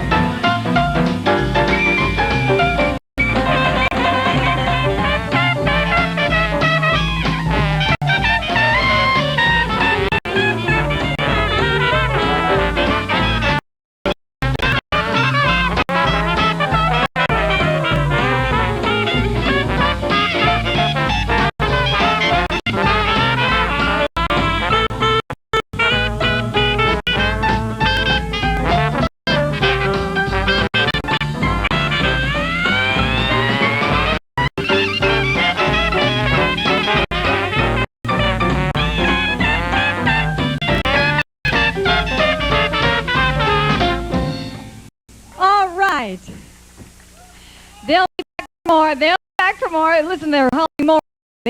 But we have more from Grace right now. She's found someone to talk to. There's so many people to talk to, but I'd like to meet the next person that she's lined up for an interview. Take it away, Grace. Thank you, Jana. I have other special guests with another neat treat, another antique car, and with me here is Dorothy and Roy. Good morning, Roy. Good morning. Nice morning this morning. It is. It's a gorgeous morning, and people are enjoying the breakfast from all over Edmonton. How are you this morning, Dorothy? Very well, thank you. So, Roy, tell us a bit about the car. How long ago did you get it? And you were telling me an interesting story about how you got it. Well, the funny thing, I happened to go in. My cousin had this car willed to him from a farmer in Alliance, and he wasn't going to sell it to start with. And I happened to go in the bar this day, and he's sitting there, and he said, "I'm going to sell the old car." Oh, I said, "How much you going to get for it?" Well, he said, "I should get $300. As I said, "What I'll do, Charlie, if I sell it, I got to have $25 commission." He said, "That's the deal." Well, then I had a few more beers, and I went out, and I came back, and I sold your car. He says, "Who bought it?" I did. That's $275. That's how I bought it. How much would a car such as this one be worth today? I've been offered $10,000. Yeah. You were also telling me that this car actually could be sold separately. For instance, this license plate on the back, you said might be sold as you had an offer for $500? For that paper on the back window. Why is it paper? Well, because they had no metal in 1944, and they made all the plates out of paper, stuck them on your window. That's interesting. 1944, 45 license plate. So are you willing to sell, or do you figure you still want to get your run for the money? Oh, I'm going to run her right to the end. I got, let's see. How fast would a car like this go? 5 kids one time. I wasn't doing about 40, wasn't I?